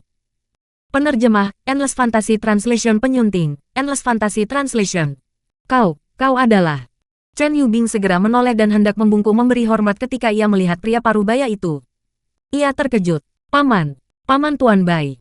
Chen Yubing seketika merasa seperti guntur bergemuruh di hatinya dan ekspresinya berubah drastis. Dia mungkin tahu bahwa mereka yang mempertahankan bagian tembok klan langit beku semuanya berasal dari sekolahnya dan tahu bahwa tembok khusus ini akan diperlakukan sama. Tetapi dia tidak menyangka bahwa orang yang mempertahankan bagian khusus ini adalah pria di hadapannya. Dia hanya pernah melihat pria ini sekali, tetapi kenangan pertemuan itu terukir dalam-dalam di benaknya. Dia bukan satu-satunya yang mengenalnya. Sebagian besar orang di klan langit beku mengetahui keberadaan orang ini. Pantas saja dia mengizinkan kami berdiri di atas tembok. Chen Yubing sangat gugup. Dia membungkuk dalam-dalam ke arah pria parubaya itu dengan hormat. Saya murid klan langit beku, Chen Yubing. Salam, Paman Guru Bai. Pria parubaya itu mengangguk sedikit lalu tidak lagi memperhatikannya. Ia malah menatap Su Ming, dan setelah mengamatinya, ia bertanya dengan suara tenang, siapa namamu? Saat pria itu mengamati Su Ming, dia merasakan gelombang tekanan menerpa dirinya, tetapi anehnya, tekanan ini tidak menakutkan, entah mengapa malah memberinya perasaan ramah. Su Ming mengepalkan tinjunya dan berkata dengan tenang, saya Su Ming. Salam, Paman Tuan Bai. Kau baru saja mencapai transendensi, kan? Tanya pria parubaya itu dengan tenang. Ya, Su Ming mengangguk. Kurasa kau belum diterima di klan langit beku, kalau tidak, dengan statusmu sebagai jenderal ilahi, orang-orang tua itu tidak akan mengirim murid sekte luar untuk menerimamu, kata pria parubaya itu, suaranya tetap dingin. Ya, Su Ming mengangguk sekali lagi. Kau tidak perlu pergi ke klan langit beku. Tetaplah di sini. Pertahankan tempat ini bersamaku dan jadilah muridku. Selain aku, tidak ada orang lain di klan langit beku yang dapat mengajarimu seni yang cocok. Ada nada dalam suara pria parubaya itu yang menunjukkan bahwa pria itu tidak akan menerima penolakan. Su Ming terkejut. Chen Yubing juga terkejut, dan rasa iri terpancar di matanya. Adapun Han Feizi, dia menundukkan kepala sambil berdiri di samping dan tidak berbicara.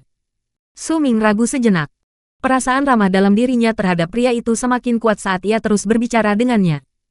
Aku sudah punya guru. Oh, siapa itu? Akan kubiarkan dia menyerah padamu. Suara pria parubaya itu tenang, tetapi ada kebanggaan yang mengejutkan dalam kata-katanya. Bagi Su Ming, tiba-tiba ada dua orang yang ingin menerimanya sebagai murid adalah pengalaman pertama. Ya, Tian Xiezi. Saat ia menyebut nama itu, ekspresi pria tersebut berubah aneh. Tampak seperti campuran berbagai ekspresi, seolah-olah ia tidak bisa berbuat apa-apa. Seolah-olah ia terjebak di antara keinginan untuk tertawa dan menangis. Seolah-olah ia sangat marah. Akhirnya, pria itu hanya mendengus dingin. Jika suatu saat kau menyesal mengakui dia sebagai tuanmu, maka datanglah kepadaku. Ketika Chen Yubing mendengar kata-kata itu, ekspresinya berubah lagi menjadi terkejut dan dia menatap Su Ming. Dia hendak mengatakan sesuatu, tetapi pada akhirnya tidak jadi. Namun, secara naluriah dia mundur selangkah dan memperlebar jarak antara dirinya dan Su Ming. Su Ming sedikit khawatir. Entah itu kata-kata pria parubaya itu atau reaksi naluriah Chen Yubing, semuanya seolah-olah mengungkapkan konotasi yang agak buruk tentang pengakuannya terhadap Tian Xiezi sebagai gurunya. Mari kita kesampingkan dulu. Sekarang, kalian bertiga, berdiri di sini dan beritahu saya apa yang kalian lihat. Suara pria parubaya itu masih dingin saat berbicara. Dia tidak lagi memandang Su Ming, melainkan ke arah dunia sunyi di balik tembok itu. Su Ming terdiam saat menatap tanah di hadapannya. Ia masih bisa mendengar deru samar di telinganya. Seluruh dunia di luar penghalang dipenuhi dengan udara yang sunyi dan berdarah. Tampaknya tempat yang tenang, tetapi hal itu memberi Su Ming perasaan yang mencekam. Perasaan mencekam itu berasal dari kesunyian, tanah tandus, tanah hitam, dan dinding tak berujung tempat ia berdiri. Kebencian. Aku melihat kebencian. Chen Yubing adalah orang pertama yang menjawab. Cahaya di matanya berkedip saat dia menatap sebidang tanah itu. Kebencian para dukun terhadap kita, dan kebencian kita terhadap mereka. Kata-kata Chen Yubing terdengar tegas, seolah-olah dia sangat yakin dengan jawabannya. Tidak buruk, itu adalah pola pikir yang diturunkan kepada kalian semua oleh orang-orang tua di klan langit beku, tapi bukan itu yang aku inginkan. Kata pria parubaya itu dengan dingin. Chen Yubing tersenyum getir dan menerima teguran itu dengan kepala tertunduk. Memang, jawabannya dibentuk berdasarkan pengetahuan yang dimiliki sebagian besar orang di klan langit beku tentang dunia di luar penghalang. Bagaimana denganmu, Nak? Katakan padaku apa yang kau lihat. Pria parubaya itu tidak memandang Han Feizi ketika bertanya padanya, tetapi terus menatap tanah tandus di hadapannya. Wajah Han Feizi masih sedikit pucat. Dia terdiam sejenak sebelum membisikkan jawabannya. Aku tidak melihat apapun. Begitu dia selesai menjawab, pria parubaya itu berbalik dan menatapnya dengan penuh makna. Siapa namamu? Han Feizi sedikit membungkuk dan menjawab dengan hormat, saya Yan Fei. Pria parubaya itu terdiam sejenak sebelum bertanya, Suming, apa yang kau lihat? Setelah sekian lama, Suming menjawab dengan lesu, aku melihat hasrat. Guru sebelah kiri mendapatkan murid yang baik. Tian Xiezi juga mendapatkan murid yang baik. Pria parubaya itu menghela napas panjang sebelum mengangkat tangan kanannya dan menunjuk ke arah tanah di luar tembok. Kalian bisa melihat negeri pagi selatan sebagai sebuah lingkaran. Sambil berbicara, dia melambaikan tangan kanannya ke depan dan cahaya hitam muncul entah dari mana, membentuk lingkaran hitam di depan mata mereka. Inilah pembatasnya. Ia menggambar lingkaran kecil dengan tangan kanannya. Ini adalah bagian dalam tanah. Bagian luarnya adalah apa yang kalian lihat sekarang. Pembatas ini ada untuk menghalau binatang buas dan dukun yang menyerbu tanah ini. Para dukun, mereka adalah sekelompok orang yang berasal dari suku-suku yang sama sekali berbeda dari suku kita, meskipun mereka memiliki sistem yang mirip dengan kita. Mereka memiliki tetua mereka sendiri, tetapi mereka dikenal sebagai patriark. Kalian akan mempelajari lebih lanjut tentang ini di masa mendatang. Ketika Suming mendengar kata-kata pria parubaya itu, ia tiba-tiba merasa ingin bertanya sesuatu. Setelah terdiam sejenak, ia bertanya dengan ragu, Senior, ada penghalang di tanah pagi selatan, tetapi seperti apa keadaan di luar penghalang itu? Kita memiliki beberapa benua lain di tanah berserker, seperti apa bentuknya? Aku tidak tahu, jawab pria parubaya itu dengan tenang. Aku hanya tahu bahwa dinasti Yu Agung masih ada, dan aku hanya tahu tentang ini karena patung-patung dewa masih ada dan masih ada orang yang dianugerahi gelar Jenderal Ilahi. Tapi aku belum pernah ke negeri dinasti Yu Agung. Bahkan, sangat sedikit orang dari negeri Pagi Selatan yang mampu melewati suku-suku dukun dan meninggalkan Pagi Selatan sepenuhnya. Ngomong-ngomong, gurumu, Tian Xiezi, dia bilang dia pernah meninggalkan South Morning sebelumnya. Menurut perkataannya, dia pergi ke dinasti Yu Agung dan menjalin beberapa pertemanan dekat. Adapun apakah yang lain mempercayainya, aku tidak tahu, tapi aku memang tidak percaya. Selain negeri Pagi Selatan dan dinasti Yu Agung, saya tidak tahu apakah ada berserker di benua lain. Para berserker telah mengalami kemunduran, kita telah lama melewati masa kejayaan dewa berserker yang pertama. Pria parubaya itu menghela napas pelan dan tampak sedikit murung. Suming menarik napas dalam-dalam. Dia belum pernah mendengar hal-hal rahasia seperti itu sebelumnya. Terguncang oleh kata-kata pria itu, dia menatap hamparan tanah luas yang terbentang di luar penghalang. Perasaan tak berdaya yang berasal dari kejauhan memenuhi hatinya. Aku tahu bahwa benua aliansi wilayah barat itu ada, karena aku berasal dari aliansi wilayah barat, gumamnya dalam hati. Cukup. Mereka yang bukan penjaga penghalang tidak diperbolehkan tinggal lama di sini. Kalian semua. Pria parubaya itu mengayunkan lengannya ke depan dengan maksud untuk mengusir Suming dan yang lainnya. Namun pada saat itu juga, suara gemuruh samar terdengar dari dunia di luar penghalang, dan semakin lama semakin kuat. Saat raungan itu dimulai, penghalang di bawah kaki Suming langsung bergetar, dan tekanan kuat muncul. Tekanan itu begitu besar sehingga mencapai puncaknya dalam sekejap, menyebabkan Han Feizi dan Chen Yubing menjadi jauh lebih pucat dan batuk darah. Seandainya bukan karena pria parubaya itu melambaikan lengan kanannya dan mendatangkan badai untuk membawa Han Feizi dan Chen Yubing mundur dan keluar dari penghalang gunung, keduanya pasti sudah terluka parah sekarang. Suming tidak mundur, karena saat mendengar raungan itu, kehadiran transendensi melonjak dari dalam dirinya dan menyebar keluar, berubah menjadi lapisan kabut hitam. Kabut hitam itu menyelimuti tubuhnya dan berubah menjadi baju zirah hitam. Baju zirah seorang jenderal ilahi. Ketika baju zirah itu muncul, ia mampu menahan tekanan di luar penghalang sampai batas tertentu. Cahaya di matanya berkedip, dan ia menatap hamparan tanah luas yang terbentang di hadapannya. Apa yang dilihatnya selanjutnya membuatnya gemetar dan menarik napas dalam-dalam. Apa yang dilihatnya adalah sesuatu yang tidak bisa dilihat oleh Han Feizi dan Chen Yubing, karena mereka tidak berdiri di atas penghalang. Pada saat itu, udara berputar begitu hebat sehingga menutupi seluruh pandangannya. Hanya Suming dan pria parubaya yang kini tampak muram yang melihat pemandangan itu. Awan-awan bergulir di langit hamparan tanah luas di luar penghalang. Awan-awan itu gelap dan tampak seperti lapisan kabut hitam yang menutupi area seluas ribuan li. Di dalam awan-awan itu, Suming melihat seekor binatang buas raksasa yang membuatnya tak percaya. Itu adalah ikan makarel raksasa yang berenang di langit dan melompat-lompat di udara. Suara yang mereka dengar berasal dari mulutnya. Suming bahkan melihat seseorang berdiri di punggungnya. Orang itu adalah seorang wanita. Wajahnya tidak terlihat jelas, tetapi dia bisa melihat bahwa wanita itu mengenakan jubah ungu panjang. Rambut hitamnya terurai di udara, seolah mengisyaratkan bahwa dia memiliki kecantikan yang luar biasa. Dia seorang dukun. Sebuah suara dingin terdengar di samping Suming. Pria parubaya itu mengangkat kakinya dan melangkah melewati penghalang. Saat dia melangkah keluar, sejumlah besar kabut putih menyembur keluar dari tubuhnya dan menyelimutinya sepenuhnya, berubah menjadi baju zirah putih yang sama sekali berbeda dari yang dikenakan Suming. Kualitasnya jauh lebih unggul dari miliknya. Baju zirah itu memancarkan aura yang kuat, membuat pria parubaya itu tampak seolah tak terkalahkan. Seorang jenderal ilahi. Suming merasakan jantungnya berdebar kencang. Dia akhirnya tahu mengapa dia merasakan ada aura ramah dari pria parubaya itu. Mengapa Chen Yubing begitu gugup dan hormat kepada pria ini ketika melihatnya. Mengapa orang ini mengizinkan Suming dan yang lainnya berdiri di atas penghalang. Dan mengapa dia ingin menjadikan Suming sebagai muridnya. Semua ini karena orang ini sama seperti dirinya. Mereka berdua adalah jenderal ilahi. Terlebih lagi, dia seharusnya bukan jenderal ilahi transendensi, melainkan jenderal ilahi alam pengorbanan tulang. C217, Aku Kakekmu Hu. Penerjemah, Endless Fantasy Translation Penyunting, Endless Fantasy Translation.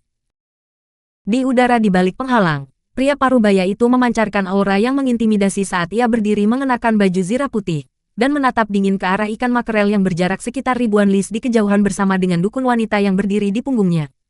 Deru gemuruh menggema di udara saat itu. Sebuah rune rumit muncul di pegunungan, menyebabkan tekanan semakin kuat, hingga Suming merasa dirinya tidak mampu menahannya lagi. Kau lagi.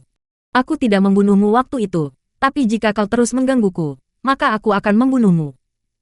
Saat berdiri di udara, wajah pria parubaya itu berubah dingin seperti batu, sedingin kata-katanya. Begitu dia berbicara, guntur bergemuruh di atas dan mengguncang langit dan bumi, menyebabkan ikan makarel raksasa di kejauhan bergetar. Aku membawa binatang dukun dari sukuku, kau tak bisa membunuhku. Bai Chong, kembalikan kenang-kenangan adikku. Jika tidak, meskipun aku kalah kali ini, aku akan tetap kembali. Sebuah suara wanita melayang ke arah mereka dari atas tombak ikan kembung. Pergi. Tatapan dingin muncul di mata Bai Chong. Dia mengangkat tangan kanannya dan melambaikannya di udara. Suara gemuruh yang membuat dunia bergetar terdengar, dan bersamaan dengan itu, tekanan dahsyat meletus dari bagian penghalang di pegunungan tempat Suming berdiri. Suming tidak tahan dengan tekanan itu. Dia segera mundur, dan saat tekanan itu meledak dengan kekuatan penuh, dia meninggalkan penghalang. Ketika dia melihat ke seberang sekali lagi, dunia yang dilihatnya terdistorsi. Ruang yang terdistorsi menghalangi pandangannya, menyebabkan dia tidak dapat melihat pria parubaya di balik penghalang atau ikan kembung raksasa yang membuat jantungnya berdebar kencang dengan dukun wanita yang berdiri di atasnya. Ia hanya bisa mendengar gemuruh samar yang datang dari balik penghalang, yang menyebabkan tekanan semakin kuat setiap saat. Suming tidak bisa lagi mendekat, hanya mampu mundur. Barulah ketika dia berada puluhan ribu kaki jauhnya dari penghalang dan berdiri di sisi Han Feizi dan Chen Yubing, tekanan itu berhenti menyebar keluar. Wajah Chen Yubing pucat pasi dan dia langsung bertanya dengan ketakutan, "Saudara Su, apa yang terjadi? Mungkinkah para dukun menyerang kita?" Di sebelahnya, Han Feizi juga menatap Suming dengan tatapan bertanya-tanya. "Tidak, itu hanya seorang dukun," jawab Suming dengan lesu, sambil memandang distorsi di balik penghalang. "Bagus sekali. Bukankah ini terlalu kebetulan terjadi tepat saat kita datang ke sini? Tapi kakakmu, sebaiknya kita pergi sekarang. Rune relokasi hampir siap." Chen Yubing tidak bisa menyembunyikan kecemasannya dan terus menatap penghalang dari mana gemuruh itu berasal. Suming kembali menatap penghalang itu dan meredakan keterkejutannya di dalam hatinya. Semakin dia memahami tentang tanah pagi selatan dan suku berserker, semakin dia merasa ragu tentang mimpinya untuk kembali ke aliansi wilayah barat. "Kakak Su, ayo kita pergi." Chen Yubing merasa sedikit gelisah dan dia mendesak Suming sekali lagi. Jika itu orang lain, dia pasti sudah mengabaikannya sejak lama, tetapi ini Suming. Dia tidak berani mengabaikannya. Suming mengangguk. Dia tahu bahwa pertempuran di luar penghalang bukanlah sesuatu yang bisa dia ikuti dengan tingkat kekuatannya saat ini. Dia bahkan tidak bisa menahan tekanan dari penghalang dengan tingkat kultivasinya saat ini. Tidak mungkin dia bisa memberikan bantuan apapun, dan Bai Chong tidak membutuhkan bantuan apapun. Ketika melihat Su Ming setuju untuk pergi, Chen Yubing menghela napas lega. Ketiganya berubah menjadi lengkungan panjang dan perlahan meninggalkan tempat itu. Tak lama kemudian, mereka kembali ke gunung yang diselimuti cahaya keemasan. Bahkan saat berada di gunung, Su Ming terus menatap penghalang di kejauhan. Bahkan Suru Yue merasakan apa yang terjadi di penghalang itu. Setelah ia menyelesaikan pengaktifan rune dengan tangan gemetar dan cahaya dari rune relokasi mengelilingi mereka, Su Ming mengalihkan pandangannya. Mereka perlahan menghilang bersama cahaya dari rune relokasi. Dengan satu gemuruh yang dahsyat, gunung itu kembali tenang dan bola-bola cahaya keemasan kecil menyebar di udara. Setelah beberapa kali relokasi dan beristirahat, Su Ming dan yang lainnya memasuki rune relokasi terakhir 7 hari kemudian. Ketika mereka muncul kembali, mereka akan berada di klan Langit Beku. Di sebelah utara bagian dalam negeri Pagi Selatan terdapat sebuah suku dengan nama yang mengejutkan seluruh negeri. Nama suku itu adalah Langit Beku. Suku Agung Langit Beku adalah salah satu dari hanya 2 suku besar di negeri Pagi Selatan. Suku utama terletak di sebelah utara South Morning. Meskipun mungkin tidak besar, ada banyak suku dengan berbagai ukuran yang tergabung dalam Freezing Sky di tanah South Morning. Dengan adanya suku-suku ini, bukan hanya kekuatan suku Agung Langit Beku yang setara dengan suku Agung Laut Barat dan mengejutkan seluruh negeri Pagi Selatan, tetapi juga menimbulkan kesulitan bagi para dukun di luar penghalang selama ribuan tahun terakhir. Klan Langit Beku didirikan sejak lama, pada masa-masa awal suku besar Langit Beku. Mereka juga menggunakan suku tersebut untuk mengembangkan sekolah yang awalnya milik suku berukuran sedang hingga menjadi milik suku besar. Sekolah itu terletak di utara tanah Pagi Selatan, di pegunungan yang tertutup salju. Wilayah khusus ini adalah satu-satunya wilayah yang tertutup salju sepanjang tahun di dalam penghalang yang didirikan di sekitar tanah Pagi Selatan. Sekolah tersebut menempati setengah dari wilayah utara, dan sama seperti suku besar klan Langit Beku, mereka adalah kekuatan terkuat di utara. Klan Langit Beku sangat besar, dan ada banyak murid di dalamnya. Mereka semua berasal dari berbagai suku di wilayah yang diperintah oleh klan Langit Beku. Terdapat 9 gunung utama di dataran beku besar. Ke-9 gunung tersebut tertutup salju dan mengelilingi seluruh wilayah. Masing-masing gunung dapat disebut sebagai sekte dari klan Langit Beku. Terdapat pegunungan es yang lebih pendek di belakang 9 pegunungan utama yang saling terhubung dan membentang tanpa batas, meskipun tampak tersebar di tanah secara tidak teratur. Jika seseorang melihat dari ketinggian, mereka akan melihat bahwa pegunungan tersebut diposisikan sedemikian rupa menyerupai rune, dan memancarkan kehadiran yang perkasa dan mengintimidasi. Terdapat desas-desus bahwa di sebelah utara South Morning terdapat sebuah samudra. Namun, samudra tersebut dibekukan dengan sebuah seni ketika klan Langit Beku dibentuk ribuan tahun yang lalu, menyebabkan samudra tersebut tampak seperti lapisan es di bumi, dan disitulah klan Langit Beku bermarkas. Ada juga desas-desus bahwa masih ada air laut di bawah lapisan es yang tak berujung di bawah klan Langit Beku. Namun, tidak ada yang tahu pasti mengapa klan Langit Beku memilih untuk membangun sekolah di sana dan membekukan lautan untuk menjadi sebidang tanah. 9 gunung utama dan sejumlah gunung bawahan tersebut bagaikan benteng raksasa yang membentuk klan Langit Beku di hamparan es yang tak berujung. Namun, terletak di udara di atas 9 gunung itu terdapat sebuah bangunan yang berfungsi sebagai penanda bagi klan Langit Beku. Bangunan itu dikenal sebagai gerbang surga. Begitulah asal mula nama Freezing Sky. Bangunan itu mungkin disebut gerbang, tetapi sebenarnya adalah 9 bagian tanah yang mengambang. Ke-9 bagian tanah itu saling tumpang tindih sehingga tampak seperti menara. Masing-masing berukuran puluhan ribu kaki dan melayang di langit dengan 9 gunung sebagai pusatnya. Terdapat beberapa menara yang tampak elegan dibangun di setiap petak tanah. Para murid yang dapat tinggal di dalam gerbang surga jelas bukan murid biasa-biasa saja. Sekalipun seseorang mengangkat kepalanya, paling-paling mereka hanya bisa melihat daratan kelima. Daratan lainnya di atas semuanya tertutup awan dan tidak terlihat. Ada kekuatan aneh di atas sana. Bahkan jika seseorang terbang ke atas, mereka tidak akan bisa mendekat kecuali mereka mendapatkan izin. Para murid di klan Langit Beku berjumlah ratusan ribu, jika dihitung murid-murid yang telah pergi berlatih dan mereka yang dikirim untuk mempertahankan penghalang kabut langit. Ungkapan yang mengatakan bahwa tempat itu memiliki ratusan ribu berserker bukanlah kata-kata tanpa dasar ketika digunakan untuk menggambarkan klan Langit Beku. Dan hanya klan Langit Beku.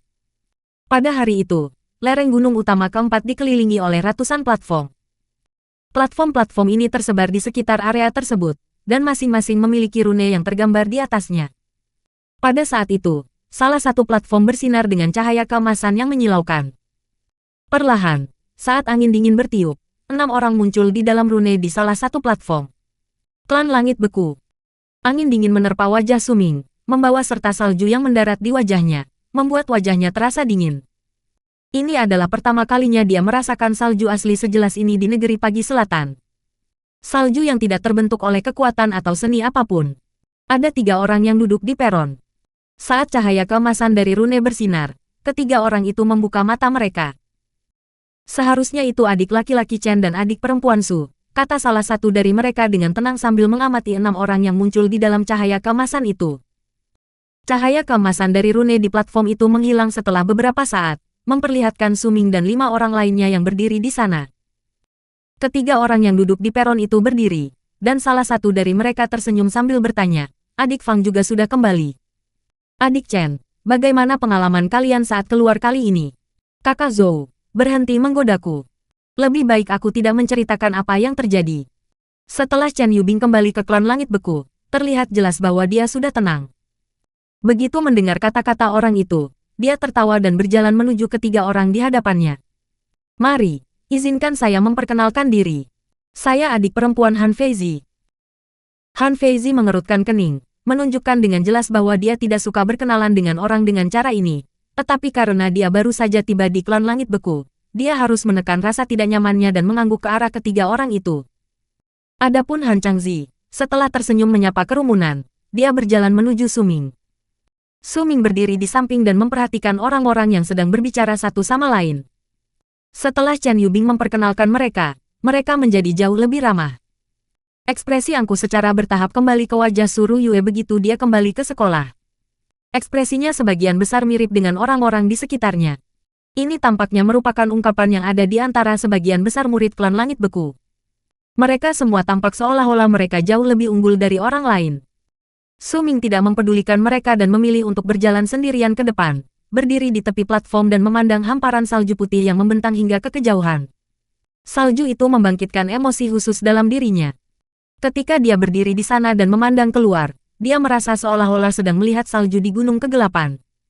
Ketika salju menerpa wajahnya karena angin, rasa dingin itu memberinya perasaan familiar. Dia mendengar suara lembut Han Changzi di telinganya. Tidak terbiasa dengan ini. Saat pertama kali datang ke klan Langit Beku, aku merasakan hal yang sama. Han Changzi menatap Suming dan memberinya senyum lembut. Tidak terlalu buruk, kata Suming sambil tersenyum. Sebenarnya, penampilan Suming sudah lama menarik perhatian ketiga orang itu. Mereka diperintahkan untuk menunggu di peron. Mereka tidak terkejut ketika melihat Han Changzi, tetapi ketika melihat Suming, mereka terkejut. Namun, karena Chen Yubing tidak memperkenalkannya, mereka tidak bertanya. Ketika mereka melihat Suming meninggalkan kelompok sendirian, ketiganya baru bertanya tentangnya. "Adik Chen, siapakah orang itu? Mengapa dia kembali bersama kalian semua?" "Orang ini." Chen Yubing ragu sejenak, dan sebelum dia selesai berbicara, sebuah busur panjang tiba-tiba meluncur ke arah mereka dari langit di kejauhan. Busur panjang itu sangat mendominasi, karena ketika meluncur, murid-murid klan Langit Beku lainnya yang bergerak di udara harus segera menjauh untuk menghindari tabrakan. Para murid yang menyingkir sangat marah, tetapi begitu mereka melihat siapa yang berada di dalam lengkungan panjang itu, mereka menggelengkan kepala dan memutuskan untuk mengabaikan kejadian ini. "Hei, siapa di antara kalian yang bernama Suming?" Sebuah teriakan keras terdengar dari lengkungan panjang itu, dan suaranya sangat keras hingga memekakkan telinga. Ketika lengkungan panjang itu mencapai mereka, ia melayang di udara sedikit lebih jauh dari panggung, memperlihatkan seorang pria bertubuh kekar seperti bukit. Rambut pria itu berantakan dan berbau alkohol. Ia memegang labu besar di tangannya, dan setelah selesai berbicara, ia bersendawa karena mabuk dan menunjuk ke arah kerumunan di panggung dengan tatapan tajam. "Hei, aku meminta kalian semua, beritahu kakekku siapa sebenarnya Suming." C218, KTT ke-9. Penerjemah, Endless Fantasy Translation Penyunting, Endless Fantasy Translation. Saat mereka melihat pria itu, kejutan langsung terpancar di wajah ketiga orang yang telah menunggu Chen Yubing dan yang lainnya. Jelas bahwa mereka tidak menduga dan tidak tahu mengapa orang yang merepotkan ini datang ke pertemuan puncak keempat. "Paman Master, Ketiga orang itu tersenyum getir dan mengepalkan tinju mereka untuk menyapa pria itu. Sistem peringkat di klan langit beku sangat ketat. Jika seseorang tidak memberi salam kepada mereka yang memiliki senioritas lebih tinggi, maka mereka harus dihukum. Ketiga orang yang telah menunggu mungkin tidak ingin melakukannya, tetapi mereka tetap harus memberi salam kepadanya. Chen Yubing memasang ekspresi aneh di wajahnya. Secara naluriah, ia menoleh ke arah Su Ming yang berdiri tidak terlalu jauh sebelum mengepalkan tinjunya untuk menyapa pria itu. Di sampingnya, Su Ruyue melakukan hal yang sama.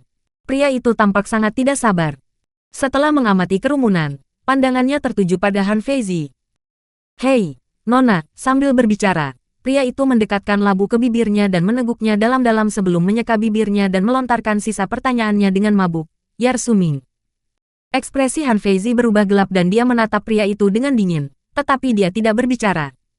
"Ah, siapa di antara kalian yang bernama Su Ming? Jangan membuatku marah," teriak pria itu, dan suaranya menyebabkan salju di daerah itu bergetar.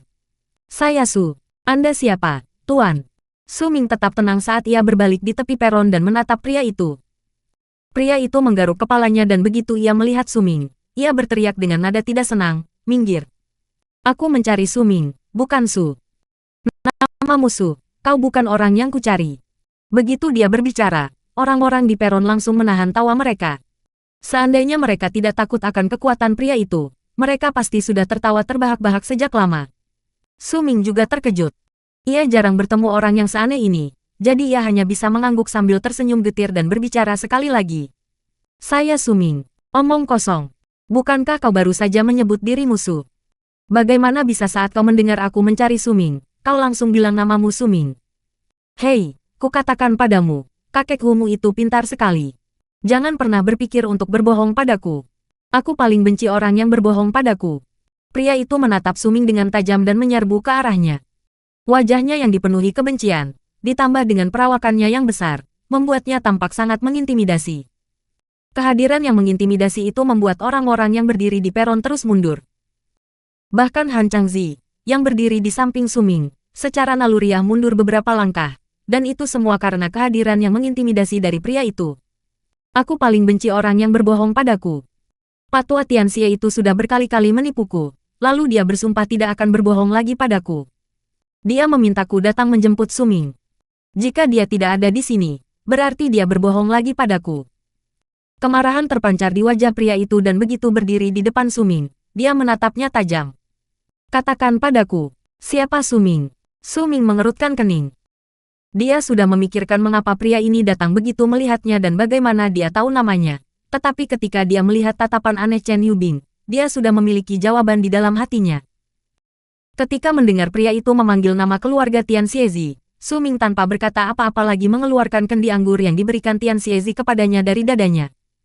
Perhatian pria itu langsung tertuju pada kendi anggur begitu Su Ming membawanya keluar. Setelah melihatnya dengan saksama, dia menghela napas panjang. Ketika dia menatap Su Ming sekali lagi, tatapannya tidak lagi garang tetapi dipenuhi rasa iba. "Yar Su Ming, kenapa kau tidak bilang dari awal? Aku sudah membuang-buang napas bertanya berkali-kali. Ayo pergi. Aku akan mengantarmu ke gua orang tua itu," kata pria itu sambil menghela napas, lalu dengan satu langkah, seluruh tubuhnya meninggalkan peron. Perasaan seolah sesuatu yang buruk akan terjadi semakin kuat di hati Su Ming. Setelah ragu sejenak, dia mengepalkan tinjunya ke arah Han Changzi, Han Feizi, Chen Yubing, Su Ruyue, dan yang lainnya. "Saya pamit dulu. Jika ada kesempatan, mari kita bertemu lagi. Saudara Su, selamat, selamat." Chen Yubing membalas sapaan Su Ming dengan ekspresi aneh di wajahnya. "Setelah aku menetap, aku akan datang mencarimu," kata Han Feizi, nadanya masih dingin. "Aku sedang berada di puncak ketiga. Saudara Su, jika kau punya waktu luang, kau bisa datang dan mencoba teh yang kubuat." Han Changzi tersenyum lembut. Sebelum Su Ming sempat menjawab, pria yang berdiri di udara itu berteriak dengan tidak senang, "Hei, kenapa kau belum juga bergerak? Sampai kapan kau akan membuatku menunggu?" Su Ming mengerutkan kening. Setelah mengangguk kepada kerumunan, dia berdiri tegak. Jubah hijaunya dan rambut panjangnya yang terurai memberinya penampilan yang elegan saat dia berdiri di udara. Saat melihat Su Ming mengikutinya, pria itu langsung berlari kencang. Saat Su Ming mengejarnya, ia melihat dunia yang tertutup salju putih di depan matanya. Ia menarik napas dalam-dalam menghirup udara di sekitarnya. Rasa dingin itu mengingatkannya pada musim dingin di Gunung Kegelapan. Ia terdiam, dan dalam keheningannya, ia mengikuti pria itu. Mereka berdua membentuk lengkungan panjang dan terbang keluar dari puncak keempat. Tidak ada yang mencoba menghentikan mereka. Bahkan jika ada yang melihat dan berpikir untuk mencoba menghentikan mereka, begitu mereka mengenali pria itu, mereka akan mengerutkan kening dan menghindarinya. Aku tak percaya orang tua itu membawakanku adik laki-laki pada kesempatan langka ia pergi keluar. Astaga, betapa sialnya aku. Aku sedang menikmati anggurku sendirian dengan gembira, namun aku harus menjemputmu. Tidak, tunggu, bukan aku yang sial, kamulah yang sial. Kamu benar-benar sial. Kamu sangat, sangat sial. Kamu sungguh, sangat, benar-benar sial. Pria itu sesekali menoleh untuk melihat Suming sambil terus bergerak maju, bergumam pelan. Namun, gumamannya terdengar seperti raungan bernada rendah di telinga Suming. Suara itu cukup untuk membuat telinganya berdengung karena ia mendengarkan dari jarak dekat. Ekspresi Suming berubah dingin dan berteriak dengan nada sedingin es, cukup. Pria itu langsung menatap Suming dengan tajam dan membentaknya. Berani-beraninya kau mencoba menghentikanku berbicara sendiri. Suming merasakan sakit kepala mulai menyerang. Terutama ketika ia menyadari bahwa pria itu tampak agak tersinggung oleh kata-kata Suming sambil berteriak. Setelah teringat bahwa pria itu datang untuk menjemputnya, dan teringat bahwa pria ini kemungkinan besar juga murid Tian Xiezi dilihat dari kata-katanya, Suming menghela napas. Tian Xiezi mengatakan kepadaku bahwa aku adalah satu-satunya muridnya. Perasaan buruk di hati Suming semakin kuat. Bagaimana seharusnya aku memanggilmu? Tanya Suming sambil tertawa getir. Pria itu tampaknya masih marah. Dia berbalik dan mengabaikan Suming, memilih untuk terus terbang ke depan. Setelah beberapa saat, begitu mereka berdua melewati pegunungan yang tak terhitung jumlahnya, pria itu tak kuasa menahan diri untuk berbicara ketika melihat Suming tak lagi berbicara. Aku peringatkan kau, jangan bicara lagi denganku. Jangan tanya namaku juga. Bahkan jika kau bertanya, kakek Humu tidak akan memberitahumu, karena aku marah. Baiklah, kalau begitu, bagaimana sebaiknya aku memanggilmu? Tanya Suming sambil mengangguk. Semua orang memanggilku kakek Hu, tapi karena kita sesama murid di sekte yang sama, maka aku izinkan kau memanggilku kakek Huzi.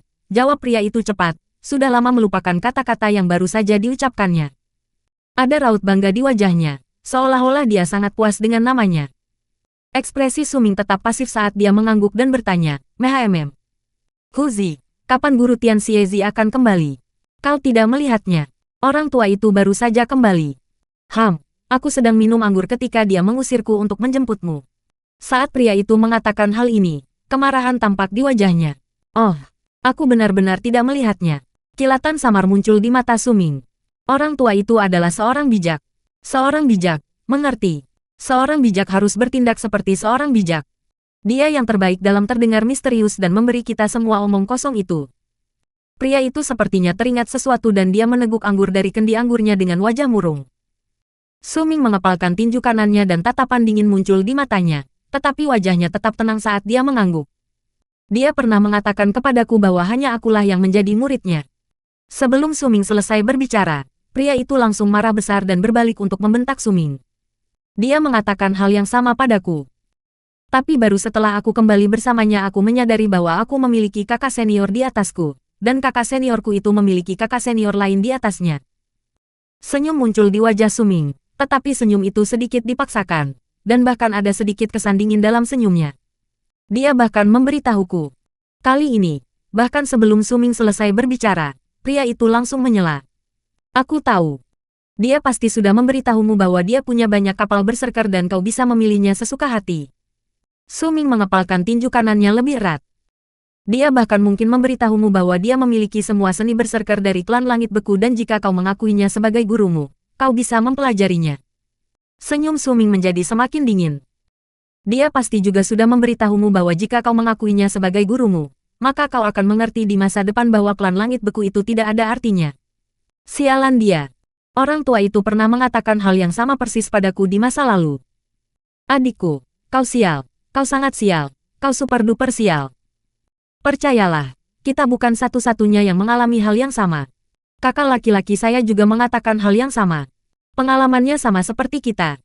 Kakak laki-laki dari kakak laki-laki saya rupanya juga mengatakan hal yang sama kepadanya. Sembari pria itu terus berbicara dengan nada simpatik, Keduanya secara bertahap melewati beberapa gunung utama dan tiba di puncak ke-9 klan langit beku.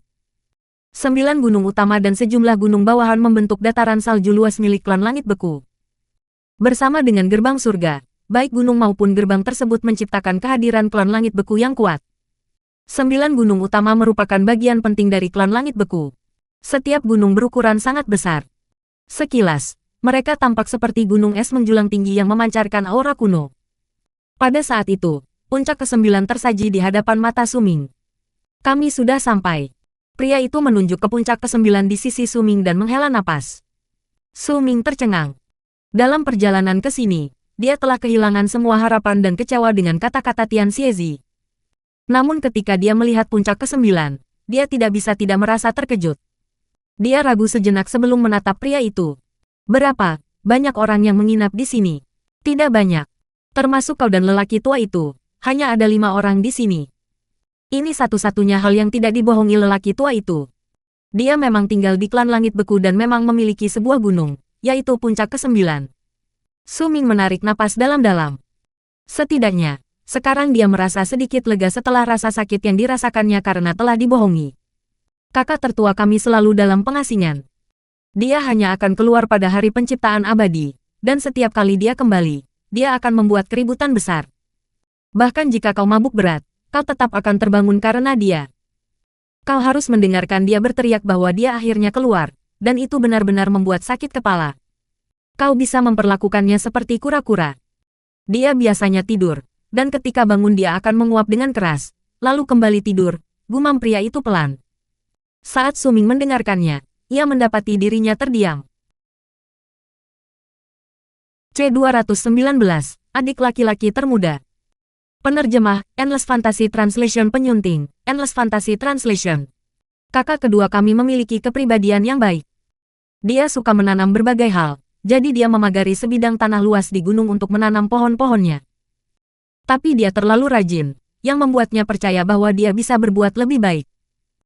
Meskipun begitu, dia menanam terlalu banyak pohon, dan perlahan-lahan, sebagian besar gunung dipenuhi oleh tanamannya. Jika kamu berjalan-jalan di tengah malam, kamu seharusnya bisa melihatnya memindahkan barang-barang. Kakak laki-laki kedua punya kebiasaan aneh, yaitu hanya keluar untuk melihat tanamannya di malam hari. Jangan takut kalau melihatnya. Pria itu selalu paranoid. Dia terus berpikir ada seseorang yang mencoba menyelinap masuk dan mencuri tanamannya. Pria itu terus bergumam bahkan saat ia terbang bersama Su Ming menuju puncak ke-9 dan berdiri di lereng gunung. Su Ming tidak lagi bisa menjelaskan perasaannya saat ini. Dia berdiri di anak tangga, dan ketika dia melihat ke bawah, dia melihat tempat yang lusuh yang mungkin dulunya bersih dan rapi. Gambaran lusuh itu semakin menonjol karena tanaman yang bisa bertahan hidup di salju, yang memenuhi seluruh tempat itu. Begitu dia mengingat apa yang dikatakan pria itu tentang kakak senior kedua mereka, dia tertawa getir. Pria itu terus bergumam bahkan saat menaiki tangga. Saat dia berbicara, jantung Su Ming tiba-tiba berdebar kencang. Dia mengangkat kepalanya dengan cepat dan melihat seorang pria berbaju putih, berdiri di salju, tidak terlalu jauh. Dia tidak tahu kapan pria itu muncul, tetapi dia berdiri di sana menatapnya dan pria itu sambil tersenyum. Huzi, ini pasti adik bungsu kita. Pria itu tampaknya juga berusia 30-an, dan penampilannya memberikan kesan ramah dan beradab. Pakaian putihnya memberikan kesan lembut yang membuatnya tidak tampak dingin dan sulit didekati. Kakak kedua, selamat pagi. Pria itu berbicara dengan santai, lalu menunjuk Su Ming sebelum melanjutkan bicaranya. Dia adik bungsu kami. Orang tua itu membawanya pulang. Siapa namanya lagi? Su. Benar, dia Su. Su Ming mengangkat kepalanya untuk melihat ke langit. Saat itu, langit sudah mulai gelap. Sepertinya akan segera senja. Namun, cahaya dipantulkan dari salju di dataran utara ini, menyebabkan seluruh tempat masih terlihat terang. Meskipun demikian, ini tampaknya bukan saat yang tepat bagi siapapun untuk menyapa orang lain dengan, "Selamat pagi." Ya, aku bangun agak lebih awal hari ini.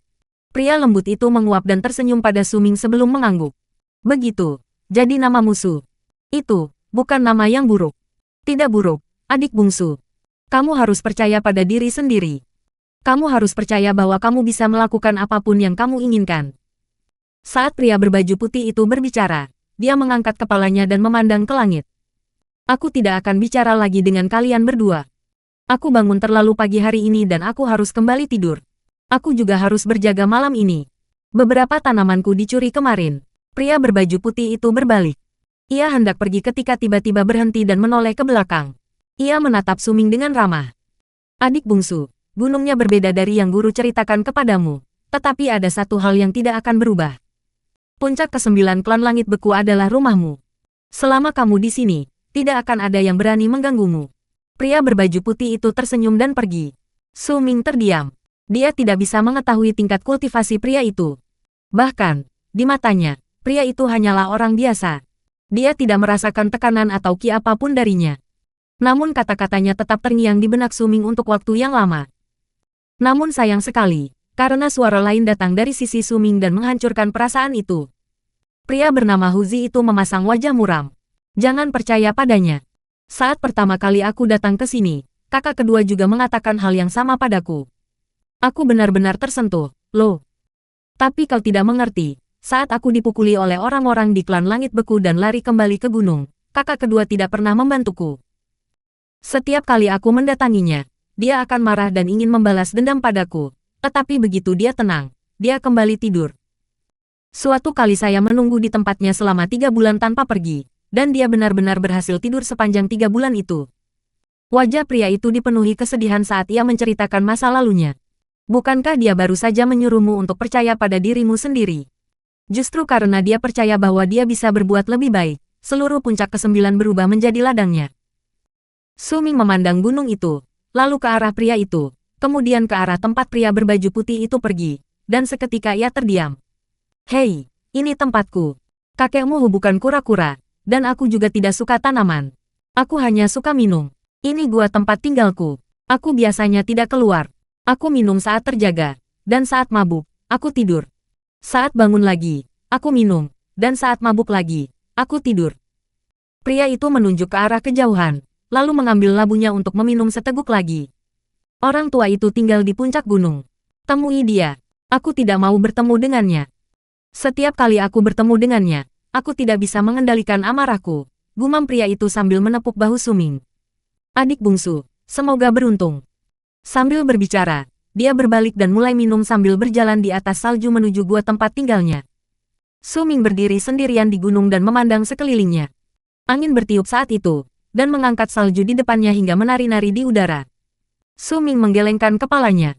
Ada kesamaan tetapi juga perbedaan antara klan langit beku tepat di depannya dan klan langit beku dalam pikirannya.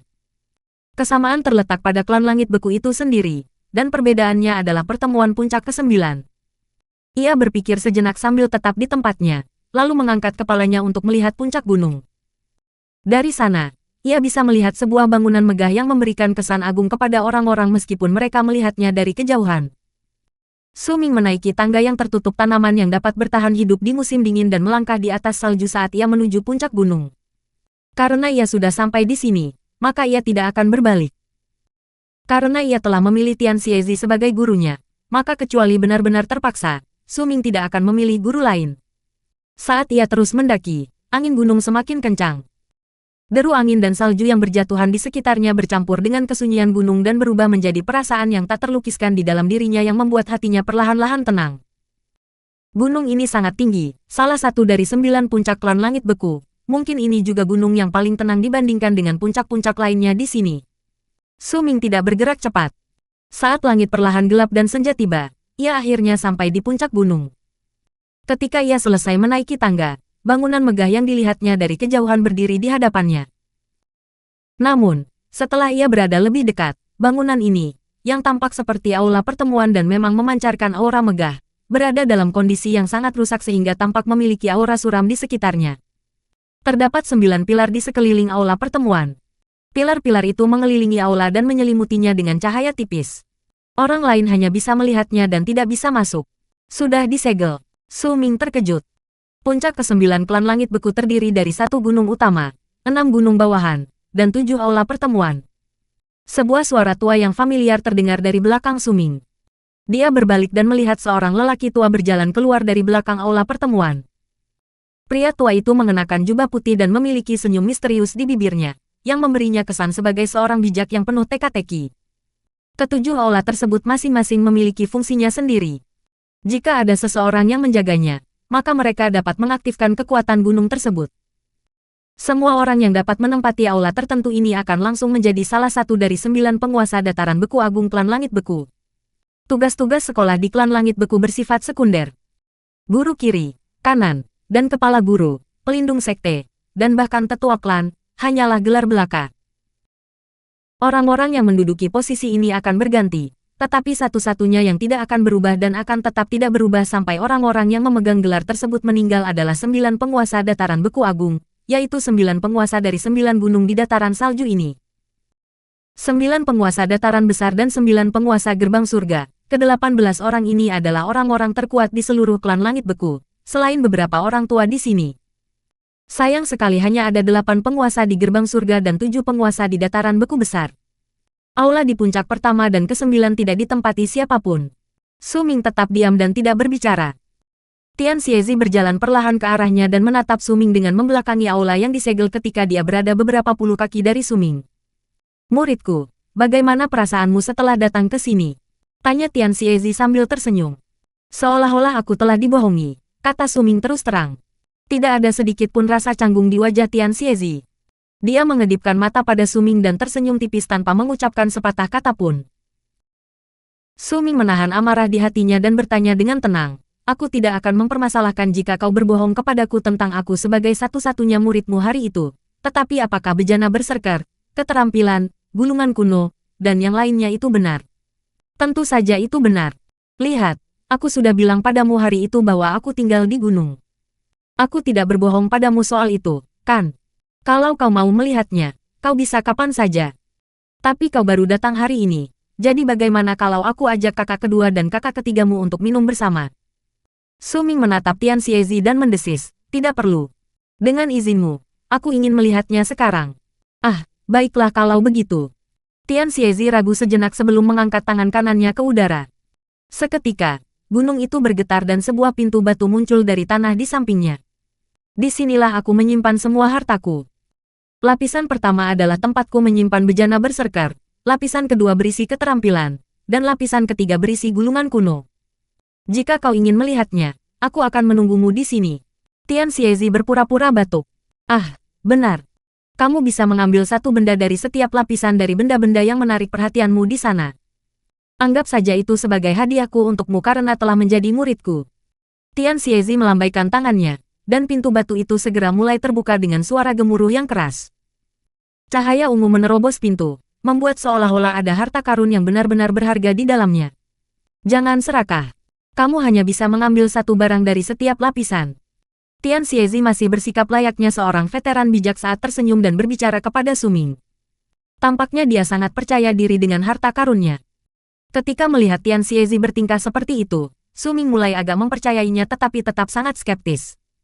Dia berjalan mendekat ke pintu batu dan masuk ke dalam. Ia merasakan penglihatannya kabur, sama seperti saat ia dipindahkan. Suara gemuruh terdengar di telinganya. Setelah beberapa saat, suara itu menghilang, dan penglihatannya perlahan kembali jernih, memperlihatkan sebuah gua raksasa di hadapannya. Terdapat banyak lubang kecil di sekitar gua. Di setiap lubang kecil itu terdapat sebuah bejana ajaib. Masing-masing bejana tampak berbeda satu sama lain dan jumlahnya sangat banyak hingga mencapai ratusan. Namun ketika Su Ming melihat lebih dekat, ekspresi aneh perlahan muncul di wajahnya. Ini adalah kapal berserker miliknya. Su Ming merasa beruntung karena telah mempersiapkan diri secara mental sebelumnya. Pada saat itu, ketika melihat para berserker vessel ini, bibirnya melengkung membentuk senyum pahit. C220, Beranda. Penerjemah, Endless Fantasy Translation Penyunting, Endless Fantasy Translation. Dia melangkah maju beberapa langkah dan mengambil sebuah alat penusuk seukuran telapak tangan dari sebuah lubang kecil. Hanya dengan sedikit tekanan, sebuah sudut alat penusuk itu patah. Di lubang kecil di sebelahnya terdapat pedang besi berkarat. Ada juga beberapa bejana tulang yang telah lapuk di beberapa lubang lainnya. Dia mengamati sekeliling area tersebut dan melihat bahwa sebagian besar barang di sana sedikit rusak. Meskipun beberapa di antaranya tampak dalam kondisi baik, begitu dia mendekatinya, barang-barang itu akan retak seperti alat penusuk jika dia menyentuhnya sedikit saja, seolah-olah akan hancur berkeping-keping jika dia menggunakan sedikit saja tenaga. Yah, Huzi sudah pernah menyebutkan ini sebelumnya. Sepertinya itu benar. Su Ming menggelengkan kepalanya dan tertawa getir. Begitu mengalihkan pandangannya, dia mengambil alat penusuk pertama yang diambilnya dari tempat ini, yang juga telah dipatahkannya sebelumnya, dan memasukkannya ke dalam tas penyimpanannya sebelum kembali tidak memperhatikan tempat itu. Dia berjalan ke bagian terdalam gua dan masuk ke lapisan kedua. Dengan pengalamannya di lapisan pertama, Su Ming tidak berharap banyak ketika memasuki lapisan kedua. Namun, tepat pada saat ia memasuki lapisan kedua, jantungnya mulai berdebar kencang di dadanya. Tepat di depan matanya terbentang sejumlah besar batu giok yang melayang di udara. Batu-batu giok ini bersinar dengan cahaya lembut yang menerangi seluruh ruangan di lapisan kedua. Beberapa batu giok bahkan bersinar dengan berbagai warna yang membuat mereka menonjol pada pandangan pertama. Mungkinkah Tian Xiezi tidak berbohong tentang seni dan kemampuan klan langit beku? Su Ming terdiam sesaat. Batu giok berwarna-warni itu tampak bukan palsu. Sekalipun warnanya palsu, Su Ming masih bisa merasakan dengan jelas tekanan dan kehadiran spiritual yang kuat yang terpancar dari batu-batu itu. Napasnya semakin cepat dan dia melangkah maju beberapa langkah untuk melihat lebih dekat, lalu meraih sebuah batu giok dengan tangan kanannya. Dia meletakkannya di telapak tangannya dan memusatkan perhatiannya padanya.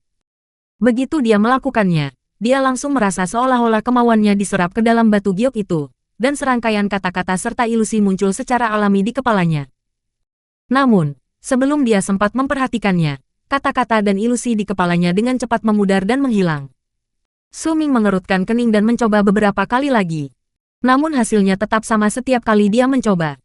Kilatan muncul di matanya dan dia melepaskan giok itu sebelum mengambil yang lain, tetapi hasilnya tetap sama. Apakah ini karena tingkat kultivasiku belum cukup tinggi? Gumamnya. Karena tidak ingin menyerah, dia mengambil beberapa lusin batu giok lagi dan memusatkan perhatiannya pada masing-masing batu satu persatu, tetapi semuanya sama. Gambar-gambar itu hanya muncul sebentar di benaknya sebelum menghilang. Bahkan batu giok sederhana yang hanya memiliki sedikit daya tarik pun bereaksi dengan cara yang sama ketika Su Ming memandangnya. Perlahan, wajahnya menjadi gelap.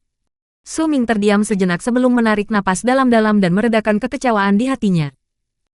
Setelah melihat semua giok di ruangan itu dan cukup yakin bahwa semuanya palsu, dia tertawa getir dan menggelengkan kepalanya sebelum menuju lebih dalam ke ruangan menuju lapisan ketiga. Jika peta di lapisan ketiga juga palsu, Su Ming tetap diam saat berjalan menuju lantai 3. Lapisan ketiga dibangun dengan cara yang sederhana. Ukurannya paling kecil, dan terdapat rak-rak batu yang ditempatkan di sekeliling ruangan. Ada beberapa potongan bambu yang tergeletak di rak bersama dengan beberapa kulit binatang yang diikat menjadi satu. Su Ming berdiri di lapisan ketiga dan tiba-tiba merasa gugup. Ia terombang-ambing antara keinginan untuk mengetahui apakah peta negeri pagi selatan benar-benar ada di tempat ini dan kekhawatiran bahwa ia tidak akan dapat menemukan aliansi wilayah barat setelah menemukan peta tersebut. Ini bukan pertama kalinya dia merasa begitu bimbang. Dia pernah merasa gugup seperti ini di kaki Gunung Tranquilis ketika memegang peta pinjaman dari suku Tranquilis di masa lalu. Setelah terdiam sejenak, Su Ming menarik napas dalam-dalam. Dia tidak melihat gulungan bambu itu, tetapi mengambil selembar kulit binatang dari sejumlah besar kulit binatang yang tergeletak di sekitarnya, membukanya perlahan, dan melihat isinya. Bukan itu. Ada beberapa simbol rune yang belum pernah dilihat Su Ming sebelumnya terukir di kulit binatang itu. Hanya dengan sekali pandang, dia meletakkannya kembali ke tempat asalnya dan mengambil yang lain. Bukan itu, bukan itu. Su Ming mengeluarkan kulit binatang satu persatu dan membukanya, tetapi tidak satu pun berisi peta yang diinginkannya. Ketika akhirnya hanya tersisa 3 kulit binatang di hadapannya, napasnya menjadi cepat. Sebagian sudut dari potongan kedua dari 3 kulit binatang yang tersisa terbuka, dan memperlihatkan beberapa garis samar yang tampaknya menunjukkan topografi suatu tempat. Su Ming ragu sejenak sebelum menggertakkan giginya dan meraih kulit binatang itu. Dia memiliki firasat kuat bahwa kulit binatang di tangannya adalah peta yang ingin dia lihat. Baginya, tidak masalah apakah dia diterima di klan Langit Beku atau mengakui Tian Xiezi sebagai gurunya. Itu tidak penting. Yang penting adalah tujuannya memasuki klan Langit Beku, peta yang akan memungkinkannya untuk kembali ke aliansi wilayah barat. Itulah sebabnya ketika Tian Xiezi mengatakan dia ingin menjadikan Su Ming sebagai muridnya dan menyebutkan satu hal di antara semua keuntungan lain yang ditawarkannya, yaitu peta tanah pagi selatan yang bahkan lebih lengkap daripada peta milik klan Langit Beku, minat Su Ming pun terjiva. Dia tidak peduli untuk bergabung dengan klan Langit Beku. Dia hanya peduli pada peta itu. Itulah sebabnya Su Ming setuju untuk mengakui Tian Xiezi sebagai gurunya. Pada saat itu, ketika ia terus-menerus kecewa dengan apa yang dilihatnya di lapisan pertama dan kedua, Kecemasannya mencapai puncaknya ketika ia memegang kulit binatang itu di tangannya. Tangan kanannya gemetar saat ia dengan susah payah membuka kulit binatang buas di hadapannya. Ketika kulit binatang buas itu sepenuhnya terbuka dan mata Su Ming tertuju padanya, ia gemetar. Ia merasa seolah-olah guntur bergemuruh di kepalanya, dan ia bahkan merasa seolah-olah ada suara berdengung di dekat telinganya. Pada saat itu, dia melupakan segalanya. Dia lupa bahwa dia berada di dalam ruangan itu. Dia lupa bahwa dia berada di puncak ke-9 klan langit beku. Dia lupa bahwa dia berada di tanah pagi selatan. Semua perhatiannya terfokus pada matanya, pada tatapannya yang tertuju pada kulit binatang di tangannya. Ini adalah kulit binatang yang robek dan usang, tetapi meskipun begitu, peta yang digambar di atasnya cukup lengkap. Ada aura tua dan kuno yang terpancar dari peta itu, membuat semua orang yang menyentuhnya merasakan betapa tuanya kulit binatang itu.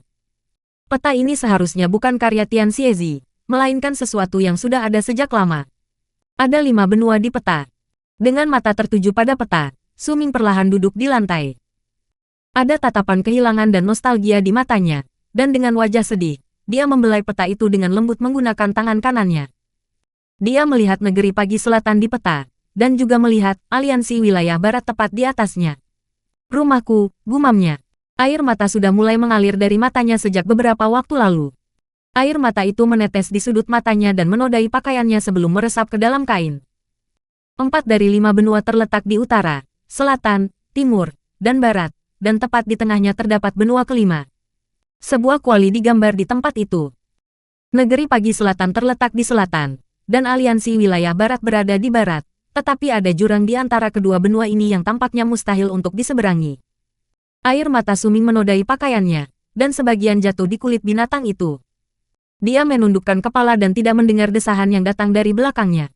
Jadi kau mengakui aku sebagai tuanmu karena hal ini.